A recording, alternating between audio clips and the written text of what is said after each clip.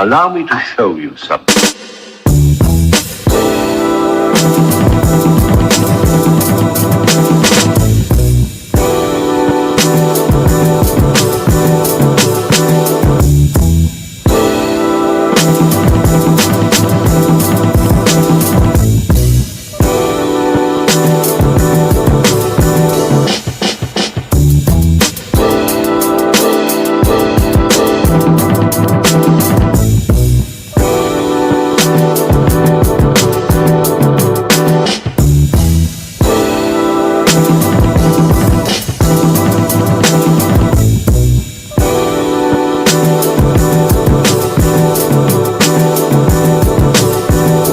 Yo, Black, run that shit back, man.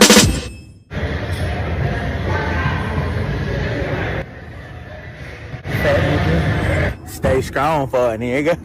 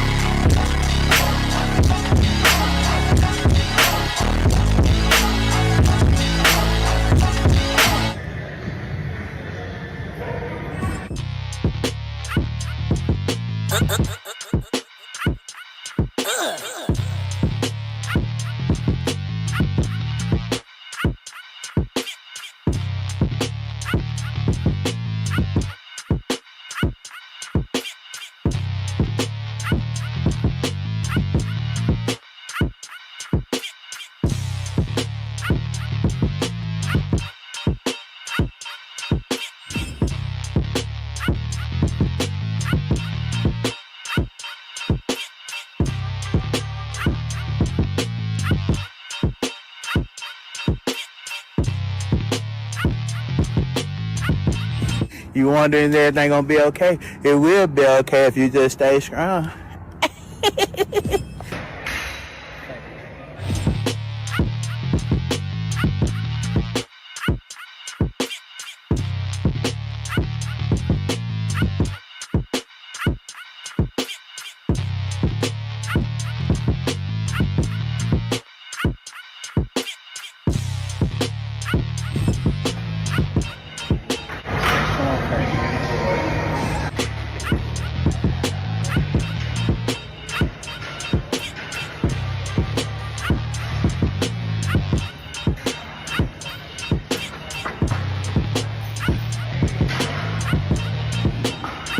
Stay strong for a nigga.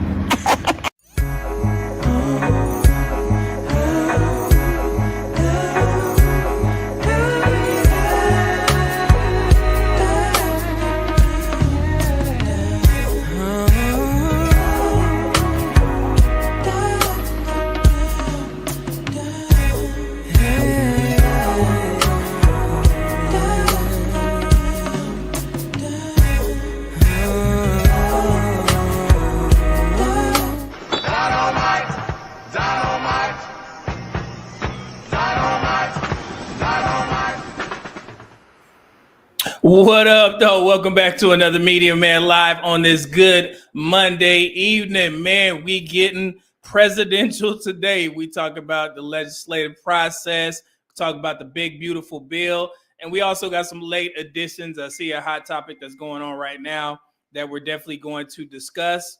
But yeah, some other things that I got planned for you guys as well, just so you can kind of get a behind the scenes look into how my mind processes certain things in certain situations and what type of, I guess, tactics that I use in the corporate world and also on social media. And hopefully some of this stuff is important to you guys. And I'm able to keep your attention for more than, let's say, 2.5 hours. We may go a little bit longer depending on how much time we have. I want to get you guys out of here so we can watch the game. I know y'all are excited for that. And we definitely didn't get a chance to get to the super chats first, but let me go ahead and acknowledge Mona D in the building. Thank you, Mona. That's a nice profile picture. I like that. Yeah, Mona D in the building, our head moderator. Thank you. Appreciate it. And let me get to the super chats real quick.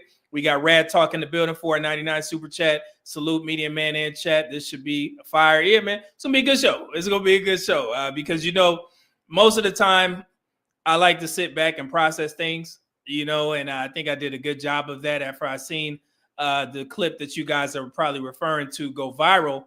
I have some thoughts. I have a lot of thoughts on that. And I think that clip is just going to serve as a backdrop in regards to what I've been saying on my podcast for a while. Okay. So yeah, I think it's going to be good. Dante Bryan in the building with the $5 bomb. Thank you for supporting your boy, brother WM. Peace and blessings. What up though? Good to see you here. And thank you for supporting on the members only chat, man. I greatly appreciate it. And then we got Air Force Reek $5 super chat said, I'm just a bill and I'm hoping that they will ratify me. That's funny. I like Family Guy's edition where the little bill was on the steps and he was like, I'm just a bill, and they stuck him with one of them trash pokers. That's a little dark humor. F Family Guy for messing up my mind. That's what they did. I'm gonna blame Family Guy. But hold on. All right. Let me see here. We got any super chats? I got them all.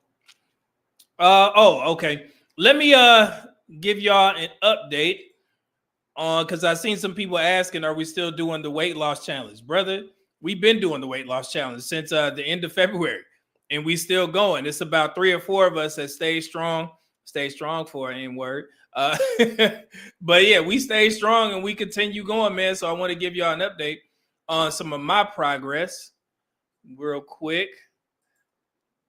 And then I'm kind of mad at all y'all in the chat for letting me do this, but let me see here. Hold on. Give it a second. All right. So today I weighed in. It was my official weigh-in day on Monday.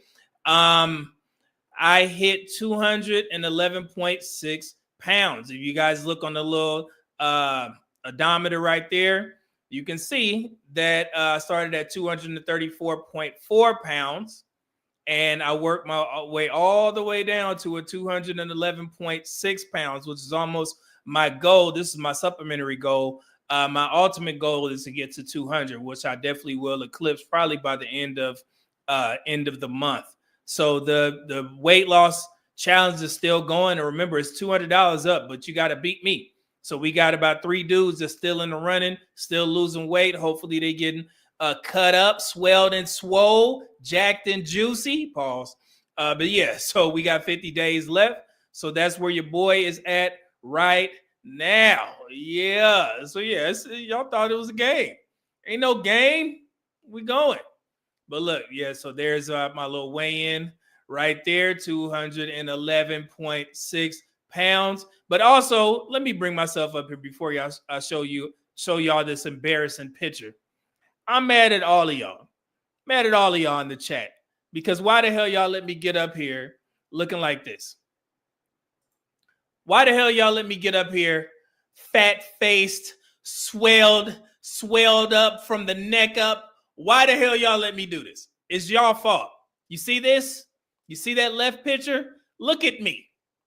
My name could be Medium Man Clump because of y'all. You know what I'm saying? I'm just sitting up here bubbling up. It's y'all's fault. That's what it is. That's the only people I'm gonna blame is y'all, because y'all let me get up here, neck swelled up. It's y'all fault. I blame all y'all. That's the only way. Take some accountability, because y'all, especially the men, y'all are accountable for my actions. Did you know that? Did you know that? Y'all are accountable for me getting up on this live stream being swelled up from the neck up. It's y'all fault. All the men, right? Okay. Just a little humor there. Just a little humor. Dante Prime $5 super chat said, large man. Yes, I'm changing my name. Large man. Hey, I'm gonna change. What's up? It's one of my favorite YN rappers that I like to play in the gym. His name is Slender Man. I'm gonna start calling myself Slim Man now. You know, Slender Man. I don't know if y'all know his name is Slime Get 'Em. He makes a song called Slender Man. I love that song. That's one of my favorite gym songs. And if y'all listen to that song, you be like, brother, what are you doing to yourself, man? You didn't been in the military, retired 20 years. You got a gang of degrees. You got a happy home. And you listen to this YN music talking about get the Drake and shoot him up. It's y'all fault, man. I'm influenced. I'm influenced. Man, see, Olu was laughing at me. See, y'all, see, that's how I know that y'all did it on purpose. I know the game. Y'all don't want me to look trim up here, so you was like, I'm gonna let his fat ass get up here and talk about this foolery. Talk about people who pop the balloon. Look at him. He calling other people swell up, and he getting on here looking like a busted biscuit. It's y'all fault, man. I know the game. Y'all wanted me to do that. Y'all wanted me to get cooked. Hold on, let me see. Oh, wait, hold on. Mona said that camera will tell the truth. I saw my face one time and went 5 days in the gym. I cannot do it yet. I was like, hold on, let me check some progress and I can see, because sometimes when you losing weight or you trying to get ready for a show, you don't be seeing the changes until you like look in the mirror or you start posing or something like that. You're like, oh, okay, now I see it. But I was like, man, let me go back to when we started the weight loss challenge and let me take a screenshot. I was like, oh, I was appalled. I was taken aback because of y'all. Erroneous, he said, Media Man listen to YN. Oh, brother. Y'all, man, if y'all knew what was on my playlist, but I'm gonna tell y'all this. My favorite song right now that I will literally play 10 times in a row, especially when I'm driving with the damn top down, is gonna be Black Man by none other than Larry June. It just came out. Larry June is one of my favorite artists. He's not a YN, but he is one of my favorite artists. He gets the most play on my playlist because of his songs, because I'm, chill, laid back. He from Northern California. I'm from Northern California. So it just makes sense. But if you guys haven't heard Larry June's song titled Black Man, go download it right now. Black Men, download it. You get the meaning once you start to listen to it. I promise you. It's an amazing song. What else I'll be listening to so y'all can laugh at me? Oh, I got some Styles P, Ghost in the Shell. I know y'all know about Cool Out. Y'all don't know nothing about that. Y'all young buckaroos and y'all young bucks, young whippersnappers don't know about Styles P, the Ghost. Y'all don't know. Y'all hear things. Y'all see him on a couple podcasts. You're like, oh, okay, this old head. He don't know what he talking about. Okay, Cool Out. Y'all don't know the game. Let me see here. Who else I got on here? I got Young Nudie. That's the one, that song EA with 21 Savage. 21 Savage is one of my favorite rappers. So yeah, I got that. I got that Violation freestyle with Quality Control and Offset on there. Of course, I gotta have Future. Future's is littered through my gym car home playlist. Slender Man, Slime Get 'Em, Slime Get 'Em, Call of Duty, and Slender Man by Slime Get 'Em. Those are some of my favorite gym songs. I got NLE Choppa on there. That Gang Baby song. Don't ask me why. It's just a catchy beat. What else I got on here? Let me see. Oh, 2 Chainz and Lil Yachty, Sister Wives. Have y'all heard that song? Oh, it's a masterpiece. It's a masterpiece. Of course, I got Currency, littered through there. And then I ain't gonna tell y'all about my R&B songs because I don't want y'all trying to cook me. But the majority of this playlist is R&B. You know what I'm saying? It's a little bit of Marsha Ambrosius, however you say. She in there. You know what I'm saying? You know, Jay Electronica is in there. The Blinding with Travis Scott and Jay-Z. Man, come on, man. Y'all don't want to peek into my playlist. I got everything. E. Jones all summer long. Man, I'm gonna stop because y'all gonna get me talking about music, and we ain't here for all that. Let me see here. Dante Bryan $2 super chat said, "You seen that I've been arrogant video? Didn't you?" No, I didn't. I'm about to check it out. I'm definitely gonna check it out. DFG, what up though? $2 super chat said, just dropping off some love. Appreciate that, good brother. Let's see here. And we got Malik. What up though? $2 super chat said, I'm stuck on Sweet Lady by Larry June. Larry June, my guy. Hey, what you know about? Well, come on, man. Come on, man. Is that the dude that say 10 digits? Let me show you something. Since you go G I think it says his name, G Perico.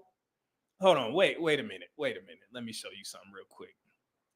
You may think I'm tripping. Where the kids say capping. This is my library. There he is.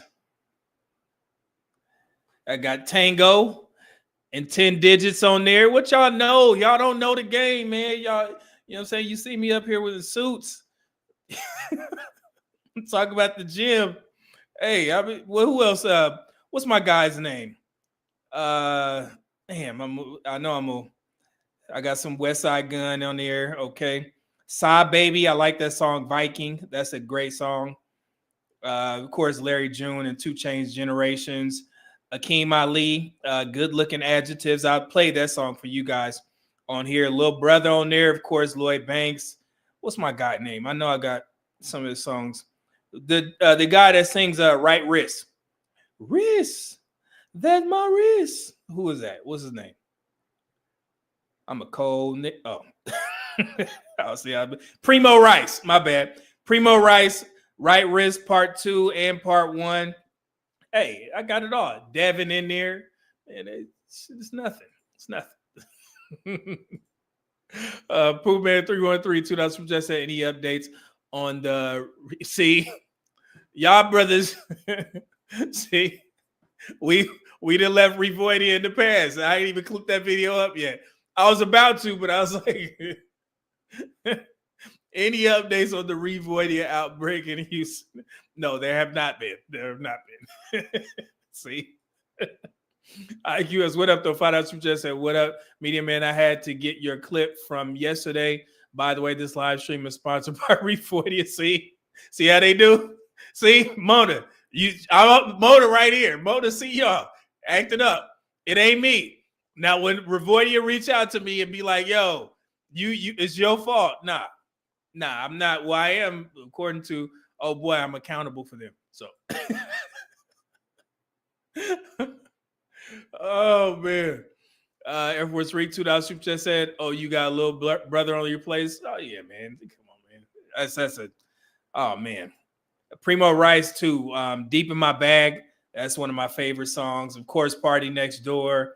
Yeah, but I ain't gonna let y'all gonna, trying to get my R&B playlist. You can't have that. That's our R&B playlist. So let me see here. Let me pull this up real quick. Let me see. Okay, cool. Thank y'all for sending in the super chats. We got 99 folks in the building already. So that means we can get to the first topic, which is centered around this young man right here, Deontay Kyle. He is a podcaster. He runs a podcast called Grits and Eggs Podcast. I did not know who this brother was. And I know, that might sound cliche, all podcasters. Oh, I didn't know who that was. I don't listen to their content. No, I didn't know that he had a podcast. And I was sent a clip of his, the one that we're going to play here in a second, by some of my people on Instagram. And I actually thank them for that because I didn't know that there was a young man that had a platform such as his. And, you know, something I'll wait. I'll wait because I want to really do a deep dive into, you know, into this. But before we get started and before we watch any of these videos, I just want to be clear. Let me acknowledge the guys over there on TikTok who sent me the clip of Grits and Eggs podcast for one. But first of all, and this is for anybody listening who agrees or disagrees with what the young man said, none of us are qualified to have this conversation about generalizing the majority of men who harass women when they approach them. And let me just walk that back. The majority of us content creators are not qualified to generalize a whole group of men, in particular black men, on how they act towards women, okay? Including myself. I am not credentialed in, you know, sociology, if that's what you want to call it. I'm credentialed in public health, fitness, nutrition, global health, those things. This is not my lane. However, I am a good listener, okay? So I know how to, you know, translate things to make them make sense. And I think that you can gain knowledge from many different, you know, people. And I do a great job of that, especially on, you know, doing this content creation stuff. You kind of don't have a choice. But before I get into what I have to say, let's watch the video so I can give you guys some context as to what this young man said. Okay, fair use, fair use. This is the Grits and Eggs podcast. This is Deontay Kyle speaking on accountability. Okay, let's get to it. Harass women. You may know how to take rejection. The majority of men that most women deal with do not. Yeah. And you are accountable for that as well. Okay, so I'm gonna rewind that because that's the most important part of this video. That has sparked a lot of conversation amongst black men and black women. Essentially, he's saying that you may not be the guy who harasses women when they approach them, but you are accountable for those men that do. Okay, so yeah, that's the, you know, the gist of it. Let's continue. You may not harass women. You may know how to take rejection. The majority of men that most women deal with do not. Yeah. And you are accountable for that as well. Because I don't got time to figure out which white people are nice, which white people aren't racist, or da-da-da-da-da. I have to go on the actions of the group. Right. The group as a whole and the history of that group as a whole tells me that they are a danger to me and they are not to be trusted. Right. And if you can understand that as a black man and your stance towards white people, then you should absolutely be able to understand women's stance towards you. Okay, so and I'm gonna interrupt here 1 second. You know, as a black man, he doesn't speak for all black men. He definitely can't speak for me because after you've done 20 years in the greatest, Air Force ever built, some of my people who I consider my brothers are white, Asian, Hispanic.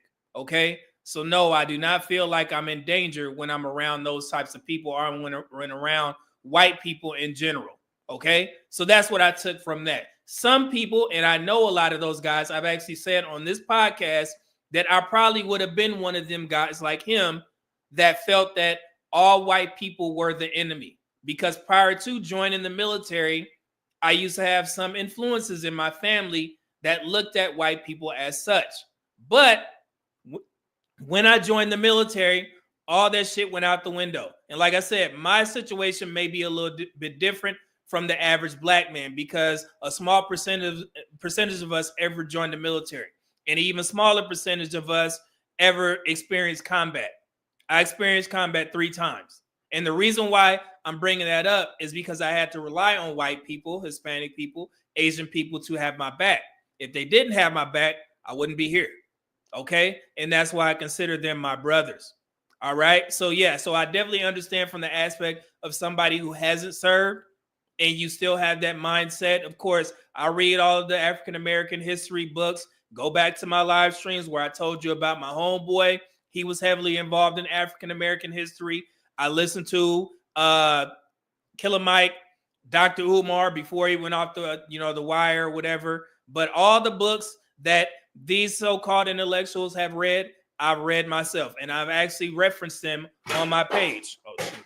I've actually referenced him on my page. So we can, these types of conversations definitely interest me, because me being on this side of social media and not his side of social media, a lot of our women assume that in order to be able to speak on Black stuff, you have to be knowledgeable of Black history. I'm that, but I'm not in his space. I have a completely different lane. All right. So yeah, so let's continue. And I'm sorry for interrupting. So let's continue. It's not a war on you waged by women. Actually, the war get a little thicker when we start talking about it from the perspective of a woman and the greater society of racism and white supremacy being waged against Black people, and then the patriarchal society being waged against women. So they have to deal with two elements. One of those elements we don't have to think about, and honestly, we're perpetuated. And it's perpetuated against us young to look at women as objects, Right. To look at women only through the lens of a sexual desire and not as the human being that they are. Okay, so, and again, this is all generalizations, right? He's free to have his opinion. Go back to what I said at the beginning of this. None of us, including myself, are truly qualified to speak on these topics and generalize a whole population of men. Okay? I've said on my platform that you will really start to understand women and get to, and start to like women a little bit more when you start to see them for something other than what they can provide for you. You start to see them as useful in other aspects. Once you do that, you become a true, I guess, well-rounded man. And that's why whoever been here on my platform, you guys understand how I tell you guys to approach dating dynamics. I tell you guys to try and speak to women just because. And I'm not talking about getting her number or having some outcome that you're trying to get. Nah, man, you see a woman in public, I've always told you guys to say hi, no matter what the conversation may be. However, I may have to walk that back based off of what I've heard from this conversation, okay? Because I see a lot of women are saying that they see men in a different type of way, dangerous. So if I'm telling you guys as men, say, hey man, when you see a woman in public, say hi to her. And they're telling me on social media that they find men who do that dangerous, we have to adapt. Make sense? And ladies, these are how these types of ideologies are formed in these types of spaces. Make sense? So we'll listen to what women, the market is saying, and we'll find ways to adapt. Okay? So hopefully you guys understand what I'm saying here. And like I said, this is specifically for the ladies. This is how these ideas are formed. You just have to pivot. It is what it is. Okay? We don't ask questions. Remember, it's seeing the world as it is and not how it should be. Okay? Let's continue. And when you understand how to deal with women on a human level, you understand how much women will enrich your life. Amen. He's right. He's right. And I'm agreeing with him on this because just a couple weeks ago, I said the same thing. All right? Amen. You want to turn it up a notch? Yeah. Get you a good woman and get you a good Black woman in your corner. Amen. Yep. Sounds just like me. Yeah, Black women know how to put that grease on you. Shea butters and cocos. Hey, man, you want to see your life turn up? Hey. And see, this is the thing, though. It's a privilege, bro. It's a privilege. You know what I'm saying? We often disregard the power of our Black women. The spiritual essence that they're gonna bring to things, the knowing, the seeing. You know what I'm saying? Also, too, imagine it. They have to be hyper vigilant because they have to be constantly scanning the room, making sure that they're in a safe situation. Absolutely. You know. Okay. Now, and I understand what he's saying here. But I know a lot of people seen the thumbnail and they saw this young man, and I was going to speak about it. So there's a lot of women that's in the chat. I want Black women to be completely honest. Are you guys without fault? Are you guys without fault in the real world? Do you cause chaos on social media? Do you cause chaos in the public eye? Does that make it harder for men to protect you? Be honest. And like I said, this is a safe space. Y'all know how I run my platform. I don't care about I don't care about feelings, none of that. If it's statistics, I'm going to talk about it. I'm going to present them. You can accept them if you want. I may ask one question and you come back and you say something crazy, you got to go. Fastest block draw in the land, okay? But I want women to be honest, okay? Let's continue. You know what I'm saying? When we think about these kids who were clearly in Louisiana having the time of their fucking life because they graduated, and we think about white people's reaction to Black Joy. Oh yeah, that's it's not about civility. It's not about decorum. They don't like to see us happy. that's what it is. Now, how often are women just having a good time, and here come a nigga trying to ruin their fun? Yeah. Now, this is where the jadedness comes in. Okay, I'll give you that. Let's say that every time Black women are trying to have fun, a Black man comes in and ruins the fun. I have multiple examples, i.e., the passport bro situation that's going on right now, where you see Black women trying to ruin those Black men's fun. When the passport bros started to go viral, there were literally Black women saying that they were going to travel to those specific countries and take pictures of Black men to show what types of Black men are out there being passport bros. Y'all remember that? Is that Black men having fun? What about the false accusations that I had to call that nurse out for saying that Black men specifically who are passport bros going over to the DR are catching HIV and coming back to the States and giving it to Black women? Is that Black women disrupting Black men's fun? So yes, you can keep it one-sided. And I know we men, right?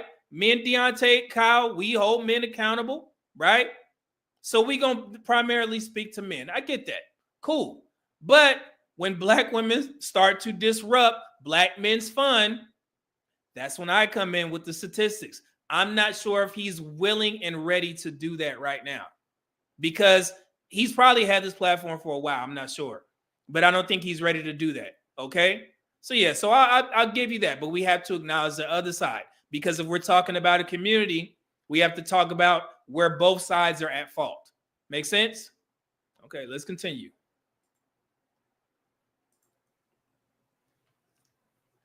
Let's just be honest.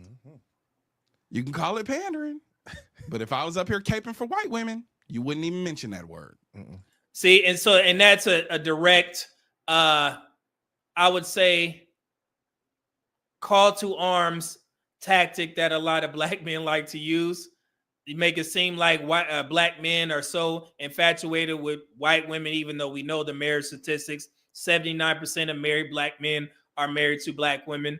So that was just him trying to gain favor with Black women. I understand it. He's on a roll here with this point. So he's going to put that out there to get the Black women who already hate Black men to be like, yeah, you see, if he was talking about white women, it'll be a gang of Black men, saying, yeah. No, it wouldn't. But it's all good. I get what you're doing, brother. Let's continue. If I was up here caping for Hispanic women, you wouldn't even call it pandering. Only when we take pride and show love to Black women do you call it pandering. Get your motherfucking mind right. Use your cabeza. Okay, so that was the viral clip that most people stitched up. But what do y'all think? What are y'all thoughts in the chat before I get to my complete thoughts? I'm not done. I'm definitely not done. So y'all know me. So hold on, let me get to these super chats before I get too backed up, because I'm gonna talk a little bit. Let's see here. Dante Bryant, $5 super chat said, ask all the Black men about how Black women look at us as utilities instead of human beings. You see how flawed that kind of logic is. Yeah, man. And like I said, it's his thoughts. But again, Dante Bryant, keep going back to what I said. Even I'm not qualified to speak on this shit, man. I'm just a guy that has a platform and an opinion. Same with him. Okay. Yes, I've taken some classes in African-American history. Yes, I do have 4 degrees, but to speak on topics like this and generalizing and say that it's coming from a truly educated place, I think both me and him could say no. Yes, you could say, we read some books here and there, but I'm not credentialed in this stuff, man. I'm just giving my opinion, okay? Same as him. Let's see here. IQS $5 super chat said, "Do he seriously think black men are just out here plotting to ruin black women nights on purpose?" No, I can't agree with that at all. Yeah, I don't agree, but you see what's going on, okay? Erroneous C $2 super chat said, "I think he's fishing for a hot take," and yeah, sometimes some people, content creators, smart content creators, know how to do that. I'm probably not a smart content creator because I literally have to change certain words that I know would draw more attention on the thumbnail just because I wouldn't feel right doing that or saying that about this particular man or woman. Trust me, I know all the buzzwords to get y'all to watch the video, but if I'm politically correct, it gives me peace of mind, and lets me know that I can sleep at night. So let me see here. Cool.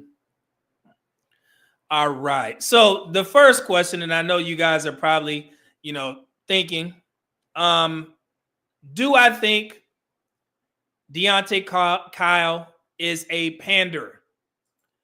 No, I don't. I don't think he's a panderer, and that's based off of some of the content that I've watched of his once I became, I guess abreast of his, his platform. Watched about 4 videos. I agree with, essentially most of them. So I don't think he's a panderer. Do I think he was off on this point? I absolutely do, but that's neither here nor there. Who am I? I just have I'm just have an opinion. All right. And, but I say he's not a panderer, but I'm also saying that tongue in cheek because I'm saying he's not a panderer yet.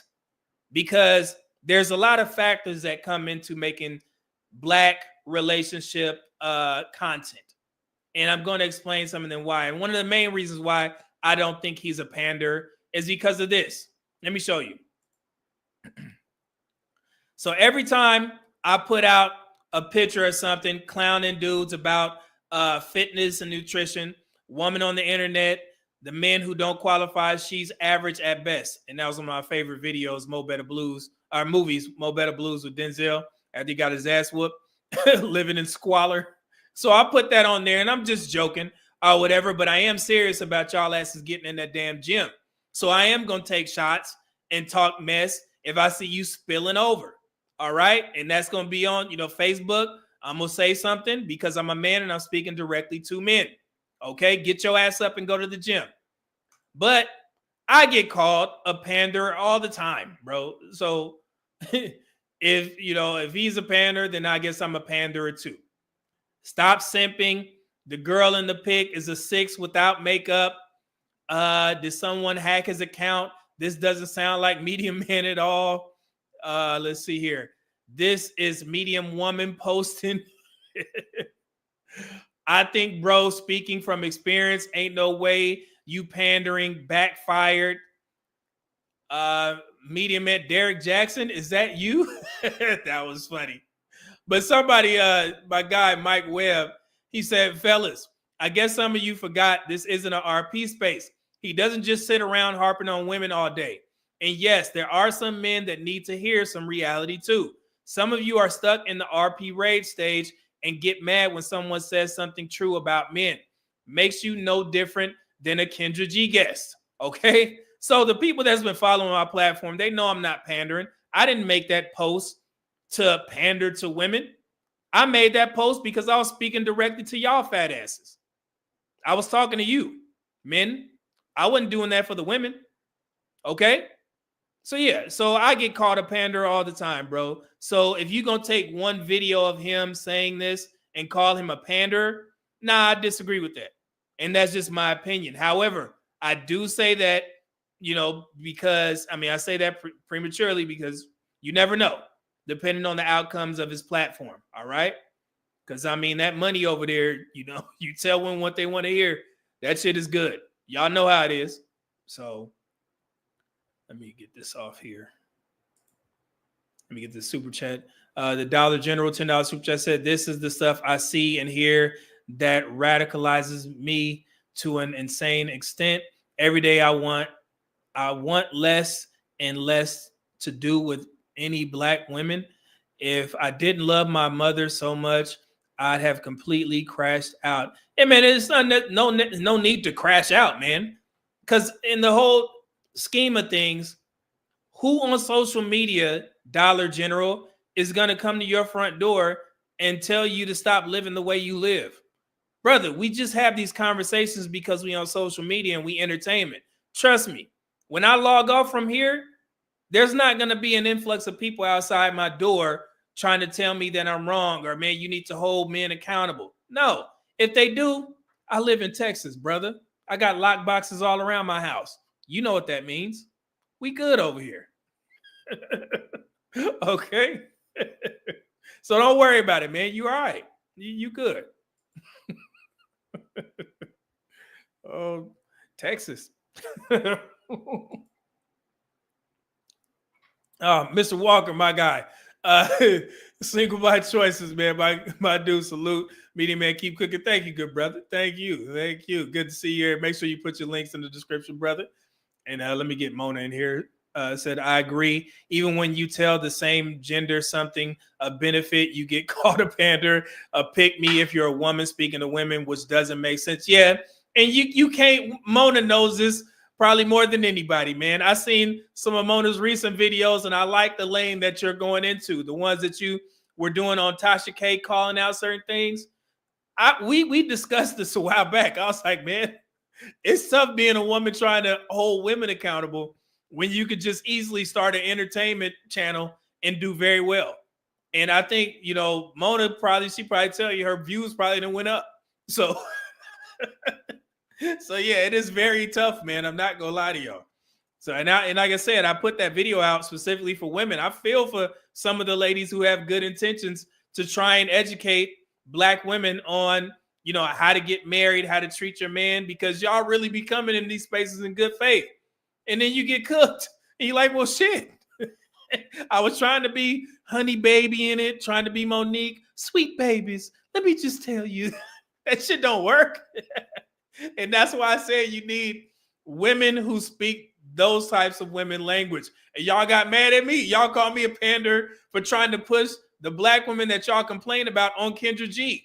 I said she was the most qualified because she act like those women. She can speak to those women. She can cuss them women out. And then at the end of the day, she'll say some foolery about men because she don't like us, and they'll be right back on her side. Okay? So y'all cook me. So it's all good. I get it. Mona D said, yes, my views are all the way up. I put the candy in the medicine. See, there it is. That's how you got to do it. See? Smart. See, Mona is a smart content creator. Not me. Not me at all. So yeah, so there we go. But nah, man, get back to the whole point. But still, so basically what this all boils down to, this conversation around Deontay Kyle holding men accountable, the Grits and Eggs podcast. This conversation depends on two things in regards to the way you view men. And I want y'all to hear me when I say this. If you think that most men are bad, then you'll agree with Deontay. But if you think that most men are good, then you'll disagree. Okay? This is why you see Black women and women in general agreeing with what he said. And you guys should have learned that from that damn man versus bear argument. And if you're a man who understands, male-centric spaces like mine, then the majority of you will disagree, which is why I disagree with what Deontay Kyle said. Now, that does not mean that some women aren't warranted to have a justified fear of men based off of their past experiences.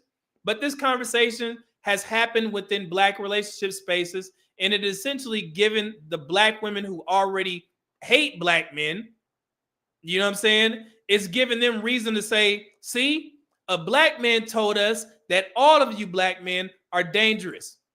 And that's why I have a problem with it. Okay? So yeah, and that's, it's certain reasons why I can't align with certain, narratives, because I know how these spaces are. And being that Deontay Kyle, I guess he champions I'm a hold men accountable. He may not be watching certain content that I have watched. So I have a broader scope of what I see Black women discussing and what I see Black men discussing. Okay? So yeah, so sometimes when you become a spokesperson for the black women who hate black men. And to give the brother some credit, he probably didn't even have that in mind. He was probably just speaking his opinion. But if you look in his comment section, all you're going to see is this. Hold on. I want to show you the types of black men that black women have championed, that they are what they call them, enlightened black men. Let me show you some real quick. Hold on. Let me bring this up. These are the guys that are supposedly the only ones that can speak on the behalf of black women. And you guys be the judge if you like these guys or not. And I found this video on TikTok from a black woman. Here we go. Let me show you.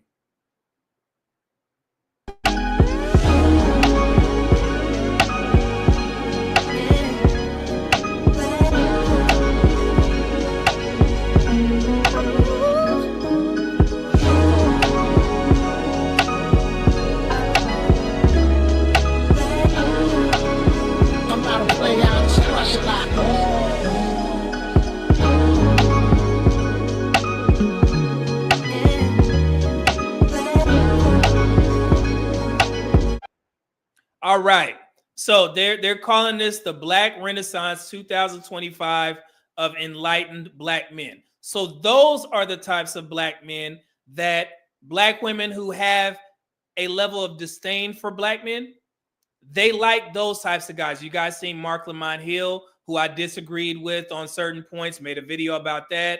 Ryan Clark, who I disagreed on certain points with that. And right now I'm disagreeing with what Deontay Kyle said in that particular video. Not everything. I think this man is a true educated brother. Okay, because I listened to those videos and I think he's definitely educated. But just on this point. Okay. So yeah, so that's why, and some of the guys, I don't even know who they were. But like I said, when black women take a liking to you in regards to relationship spaces, then you're pretty much deemed that next guy. If you guys haven't noticed, and I'm trying to be very clear with my words because I don't want to lump in the black women who understand, where we come from in these spaces. Well, let me just speak for myself, my space. I keep saying the black women who have a level of disdain for black men. And I want to be very clear. Okay. Those are the women that I don't rock with. Those types of women have been searching for somewhat of a anti-Kevin Samuels black man. If you guys haven't noticed that. Okay. They tried to do it with the dude Yada Speaks or whatever. They tried to do it with Ace Metaphor. You see where that's went. Okay. They tried to do it with some other people. You see where that's went. So now Deontay Kyle is the anti-Kevin Samuels. Those women love black men like that. That's why you seen Mark Lamont Hill on there. That's why you seen Ryan Clark there, because they associate those guys with protecting black women by holding black men accountable, checking them, so to speak. Does this make sense? Okay. So yeah, so that's what they've been looking for that for a while now. And I think they may have found it, but like I said, to be continued. We'll see how it goes. Let me see here, because I got to get back to this. I had to get my thoughts right before I got up here and just start freestyling. But like I said, man, him being a black man that tells those black women that, all these guys are going to be dangerous when they, reach out to you.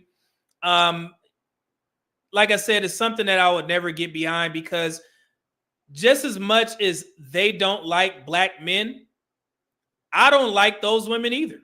And that's perfectly fine for me to say that. I don't care, because I see the evils that those women do when it comes to black men on social media. I assume that the Grits and Eggs podcast has been going on for a while now because they have a huge following, but I can also tell that he hasn't said anything that goes against what the majority of black women believe is true. So until then, we'll see how long this admiration lasts, but give it time. Okay. Prior to yesterday, like I said, I had never heard of this podcast, even though, the TikTok following is very large. And judging by the responses, and I want you guys to go look under that video on TikTok, under that clip, black women have taken a liking to him, because I saw multiple comments saying Deontay Kyle is the only black man that should have a podcast, which immediately made me believe that he was a pander. But in my personal opinion, and after listening to a couple of previous clips, I don't consider him that. But what I will say is that I don't agree with this statement that the majority of men who approach women don't know how to take rejection or harass women. Now, with me saying that, does that negate the fact that some women have been harassed by men? No.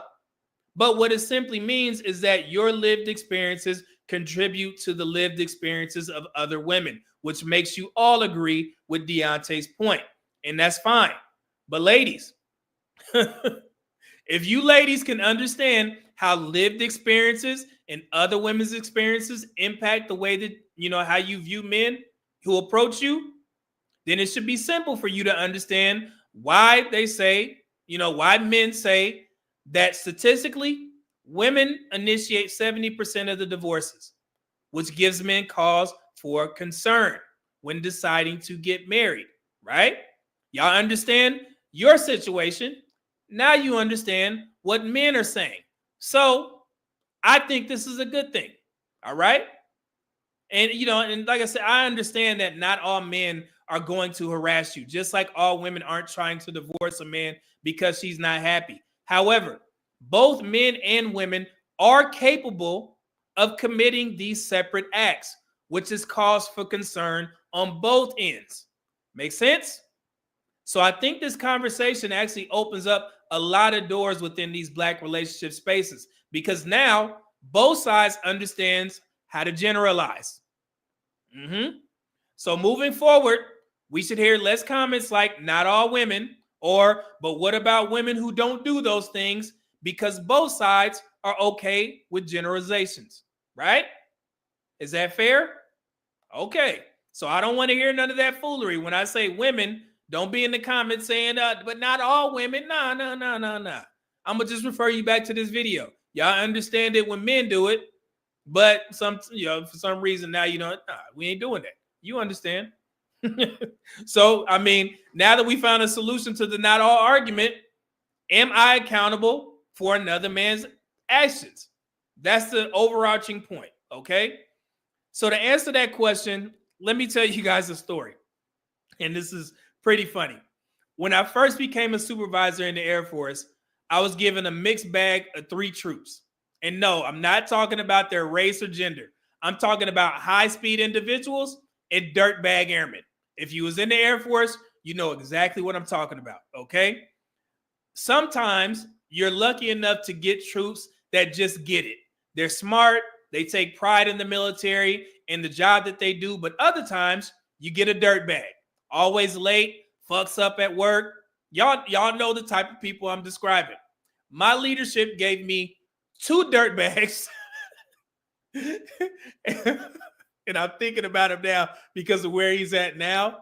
And they gave me 1 high-speed individual. All right. And I say each and every one of them, when it was time to do our little performance feedback, I set each and every one of them down. And, during our initial performance feedback, which is where you lay out the rules, regulations, and what's expected of them to progress in their military careers, the briefings were all the same for all 3. In the end, I always ended it by saying the easiest ways to lose your military career in this job is dereliction of duty, falling asleep on post, and drinking and driving. So make sure that you get plenty of rest. All right. Y'all hear what I'm saying? I'm talking to you like I'm talking to my past troops. Get plenty of rest and don't drink and drive. That's simple. They all understood, signed the papers, and they went off. All right. I know military folks know exactly how this story is going to end. But during our first 3-day weekend, off after working a 6-day shift, I got a call from the first sergeant at 3 a.m. in the morning. He said, "Sergeant, we need you. You need to meet me at Yuba County Jail to pick up 2 of your troops. Which troops do you think were in jail?" Okay. What's 2 troops out of my 3 were sitting in Yuba County Jail? Yep. You guessed it. The dirtbags. They were both caught drinking and driving, the same car, mind you. And I know y'all probably like, what? How did they get caught drinking and driving the same car? And that was my exact response as well. But what happened was that the first guy sped through a checkpoint, the cops' lights turned on, and this dummy in the passenger seat, he saw the lights and told him, hey, I didn't have as much to drink as you, so let me drive. And he proceeds to switch places with the driver while they're still driving. Okay? Of course, the cops saw it and detained both their asses. All right? Now, after I told y'all that story, who is accountable? Me or them? Y'all think? Who's accountable? We talk about from military terms, right? Am I accountable or are they accountable? Because, I told them not to drink and drive. They signed the paper, right? Y'all know who's accountable? I'm responsible because I'm their supervisor. I should have told them before you decide to drink and drive, you should call me. But what about the other sergeants in other career fields? What about the sergeants in maintenance? What about the sergeants in munitions that work in ops, work in intel? Are they responsible for my troops? No. Okay? You see how that differs? But when you put it in the aspect of, but they should be responsible because we're all in the Air Force. So everybody is responsible for every DUI that somebody else's troops get. You see what I just did there? That sounds crazy, right? That's why I don't agree with all men are accountable for every man's actions. No. Okay? That's the easiest way that I could explain it. You know what I'm saying? So they were under my leadership. I am responsible for them, which is why you hear a lot of black men saying, hey, y'all expecting us to protect strange black women in public? I'm responsible for my wife, my kids, and the women that are around me. That's why you hear these conversations, because they are accountable and responsible for the people that are in their circle. Okay? Lord have mercy. And I don't know why people don't understand that. And it's like, it's funny when I was remembering this story, and one of the guys, he was able to work himself out of it. Still one of my friends till this day. And I was just talking to my guy, William, offline. The guy that actually got the DUI, he's still in the military. He's in the reserves. He's been in for about 22 years. He's a lieutenant colonel. He changed over from enlisted and became a lieutenant colonel. 05. All right. So everybody can bounce back. So I don't want that to end on a bad note. But, it's just funny. Like, when you hear these types of conversations, it's crazy to make such a sweeping generalization of all men and saying that they're responsible for. And it's funny. Women should know this better than anybody. Have the women in the chat, have y'all ever tried to hold a woman accountable on social media? Have you tried to hold a black woman accountable on social media before? How did that go? How did that work out for you? You think that works? Makes sense? We know this. So men and women, have been taught right and wrong. And if you have, a good friend circle, you have the ability to call your friends out on their bullshit and advise them to do better. But if they leave and continue to F up, who are you going to blame? Them or you? You see what I'm saying? But in the military, as supervisors, we don't have a choice but to take responsibilities if our troops F up. But among friends, you do. So it would be stupid if you were blamed for what your friends are doing, the F-ups that your friends are doing. So no, all black men are not accountable for other black men who harass black women. And it's funny that Deontay Kyle used I don't have time to figure out which white people are nice when describing his point, because I've actually used that same Muhammad Ali 10,000 rattlesnakes at the door analogy when describing black women and the chances a black man takes when marrying a black woman from the only group that has the highest divorce rate, a higher divorce rate than marriage rate. Okay? I've used that analogy. If you have 10,000 black women knocking at your door, waiting to come inside and get married, but you know that this is the group of women with the lowest marriage rates and the highest divorce rates, would you let them all in and try and pick out the black woman who won't get divorced, who won't divorce you? Or should you close the door and remain single? Make sense? So that same analogy works in so many different ways. All right? And I just want to, saying before I move on, I wanted to ask the women a question. Do you believe that there's a male loneliness epidemic? Because I hear this is talked about a lot in these spaces. And, to the women that subscribe to my channels, just forget that I just released a video debunking that claim. So I'm specifically talking to the black women who still believe that black men are lonely.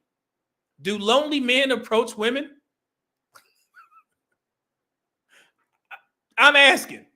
Do lonely men approach women? So you can't win on both ends. Either black men are lonely and they're not approaching women, which is all the videos that we see on TikTok these days. Men are showing up to speed dating events. Men aren't showing up to social events. We don't see any men there. So how are you going to have all these men just approaching you and they're being creepy about it and harassing you if men are lonely? You can't win on both ends, ladies. And I know you trying to try and make it seem like you're righteous in what you're saying, but you got to pick a struggle. Okay? Either men are lonely and not approaching you, or the majority of men that approach you are harassing you. Which one is it? Okay? Think about that before we get out of here. And also, a couple of points from that video.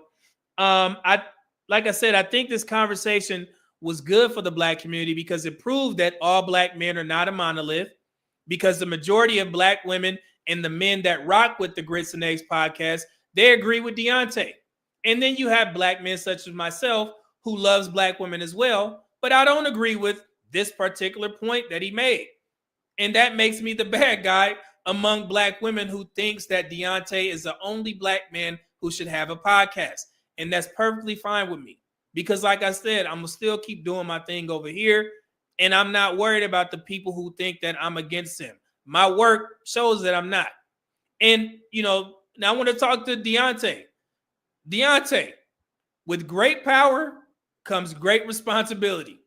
When the majority of black women deem you the guy that speaks for them and holds black men accountable, you are on a very short leash. Very short leash when it comes to holding black women accountable. And I know you're probably one of the men that say black women should hold black women accountable, to which I agree, because I've actually said the same thing. But once you figure out that there's no Deontay Kyles in black women form, your message will be tested. Promise. I promise you. Okay? Because you're banking on there being a black woman on that side holding black women accountable like you're attempting to hold black men accountable. They ain't over there, bruh. Okay? So it's going to get to a point where you could be on your podcast and you're going to have to address something and you got to make a decision. Should I tell the truth or should I pander? You get what I'm saying? So keep that in mind. And if you want an example, just think about Laterris Whitfield from the Dear Future Wifey podcast. Y'all know him. I follow his content. I'm subscribed to his platform because it's a Christian platform. I'm trying to learn more about those spaces. He started his podcast maybe 7-8 years ago. Black women loved him. Seriously, because he had this, rags to riches type story where he had cheated on his wife. They got divorced. He made this podcast. He's writing these love letters to his future wife, Dear Future Wifey. For about 5 or 6 years, he was doing very well, right? But recently, he's come into some problems because, for one, he had Kendra G on his show. And Kendra G actually echoed my same sentiments. My thoughts were, Laterris Whitfield has been doing this platform for about 7 years, and he's been around thousands of black women, thousands of Christian black women, okay? And for 7 years, you mean to tell me that he hasn't been able to find a wife? Kendra G asked him that question, and he kind of skirted around the conversation, saying that he dates around and I date women who want to date me, and he really didn't answer the question. a lot of black women caught on to that, so they started to raise an eye. And then right after that, he had a couple on there that, the lady said that she used to iron her husband's clothes so he can go cheat on her. And black women got pissed. And they started to call for his, podcast cancellation. Because for one, they looked at him as like the guy. They had deemed him the guy that was going to be the one that was going to talk to black men and was going to have a safe space for them. But when he had some missteps, it was like, nah, we got to get you up out of here. Okay. And there's multiple examples of this happening. And I tell all black men who build their platforms off of, the admiration of black women. And I hate to say this, and it pains me to say this, but I know how fickle the black female audience is. I wouldn't be able to do that if I know that I have to, kind of reel myself in and I can't say certain things because I'll probably lose half of my subscribers. Okay. So I want you guys to remember that. And there's, like I said, there's far more, examples that you guys can see of this, but I just want, like I said, I want to speak to him in particular because, if you ever get the notion to speak on some of the negative things that black women do, I would advise you not to, because essentially you're probably going to get shits and gigged in a heartbeat. And if you guys don't know what I'm talking about, black women love the Shits and Gigs podcast, until those two guys said that they didn't see any baddies in Atlanta, which black women took as they like white women. Because how you going to go to Atlanta and you see no baddies? How does that happen? And then they went on Andrew Schultz's podcast and they allowed Andrew to tell a joke about black women and they sat back and laughed. And on TikTok, black women have taken pride in looking at the Shits and Gigs podcast and looking at their views and saying, you see how their views went down? Even though those brothers are still thriving because the majority of their audience wasn't black women. But black women thought that they were because they found those two men attractive. But once they did something that black women didn't like, it's a problem. So to any black man that's, trying to go down this road to call yourself, holding black men accountable and absolving black women of their sins by not watching, the content, the hurtful, the hateful content that they put out, you on a short leash, man. And like I said, I hate to say that, but blessings to you. And we'll see how that goes out. And then also, this is a question that black women who have a disdain for black men on social media, they ask black men content creators in these spaces, but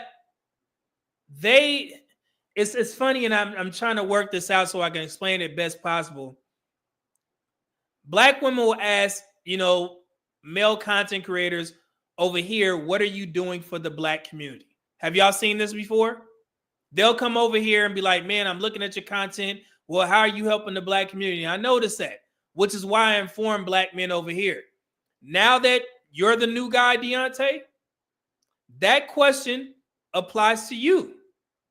And I expect black women to hold other black women accountable and not simply applaud you because you're supposedly holding black men accountable. You need to start showing your work to black women and not just be a mouthpiece that combats the bad things, the quote unquote bad things that black men say about them on social media.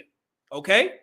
So y'all got to be mindful of that. And I tell black men in these spaces, especially on these panels, don't ever allow a woman to come up on your show and question you on how does this benefit the black community? How is this benefiting the black community? Because they never asked Ace Metaphor. They never asked Derek Jackson. They never asked Yada Speaks. They never asked Deontay Kyle. All the list of all those other guys, you rarely hear them holding those guys accountable for the work that they do for the community because they agree with them. But when it's you, the black man that they don't agree with, now you're responsible for tutoring their kids, raising their kids. How many businesses have you built? You need to start asking them the same questions because Deontay Kyle is new in here. And this is not, saying that he may be doing something in the black community. I'm doing a lot in the black community. Hell, I support black businesses every month. Matter of fact, Mink Man, My Mink Man fragrances came in. So yeah, man, y'all know my podcast been going on for about 4 or 5 years. Every month I pick out a black business to support. Yeah. So my Mink Man fragrances came in. So yeah, that's me supporting the black business. And they actually smell good. So I ain't gonna even lie to y'all, man.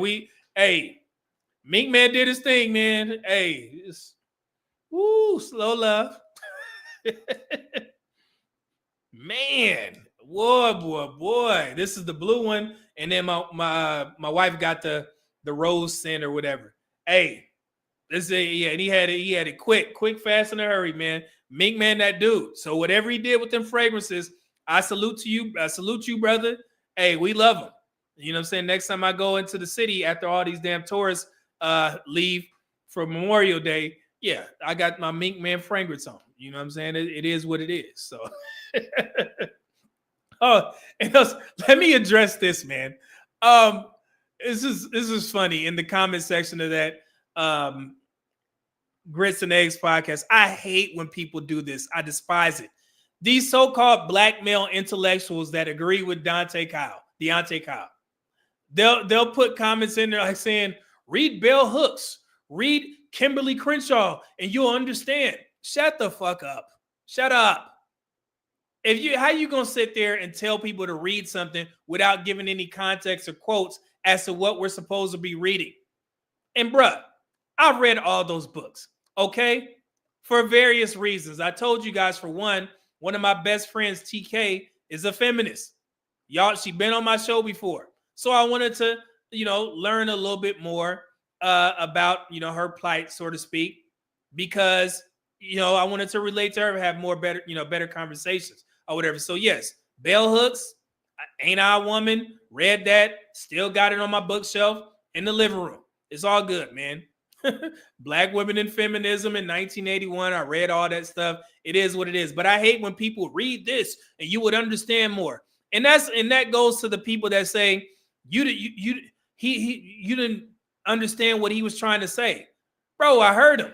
I hate when people say, nah, man, there's context behind that. What context? I'm listening to what this person is saying, and I'm basing my opinion off of what he said right there on his video.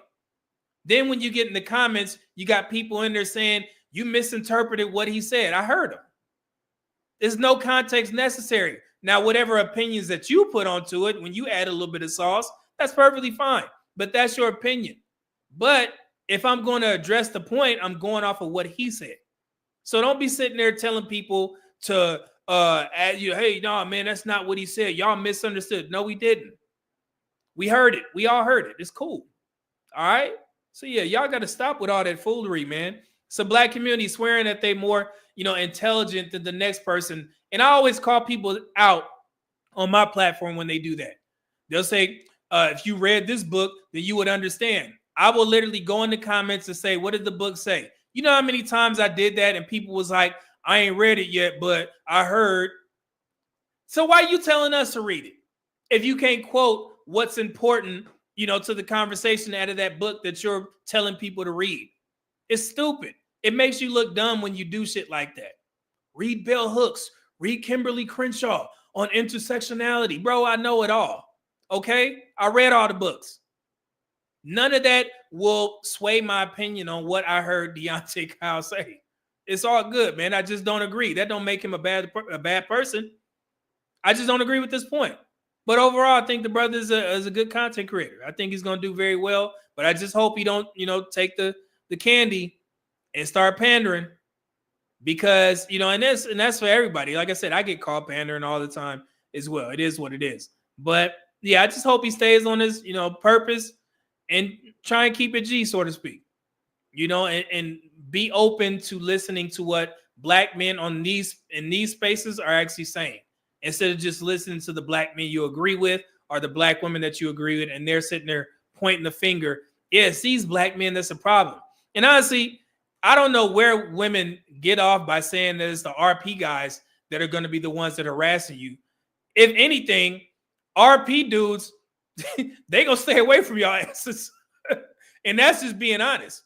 So the least of your worries should be guys in these male-centric spaces they ain't gonna bother you at all. Hell, it's hard enough for me to try and get these guys to say hi to a woman in public, let alone talk to you and try and get your number, especially in the gym. These dudes look at me crazy. Me and men, it ain't like it used to be. So yeah, so black women, you literally probably have nothing to worry about with these RP dudes or these male century space dudes over here, because they gonna leave your asses alone because they listen to y'all and they adapt. Women say that they don't want to be approached. Okay, cool. It's quick. They move on. But now it's like, yeah, nah, you ain't got to worry about these dudes over here. So it just is what it is. So I'm just giving y'all fair warning. So, oh man, but that's my thoughts, man. Blessings to him and his family, and hope everything goes well. He's doing a great job on his platform. I wish him nothing but the best. Success to him. And like I said, blessings to, them, and, blessings to the black community, man. It is what it is. So let me see. I know I missed a gang of super chats. My bad, y'all. Let's see here.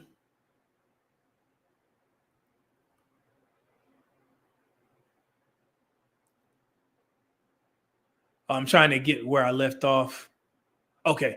All right. We got Young Boy, $20 super chat. What up, though? Said just sending some support. I haven't been able to catch a show in a while. Keep up the good work, brother. Man, I know you busy over there.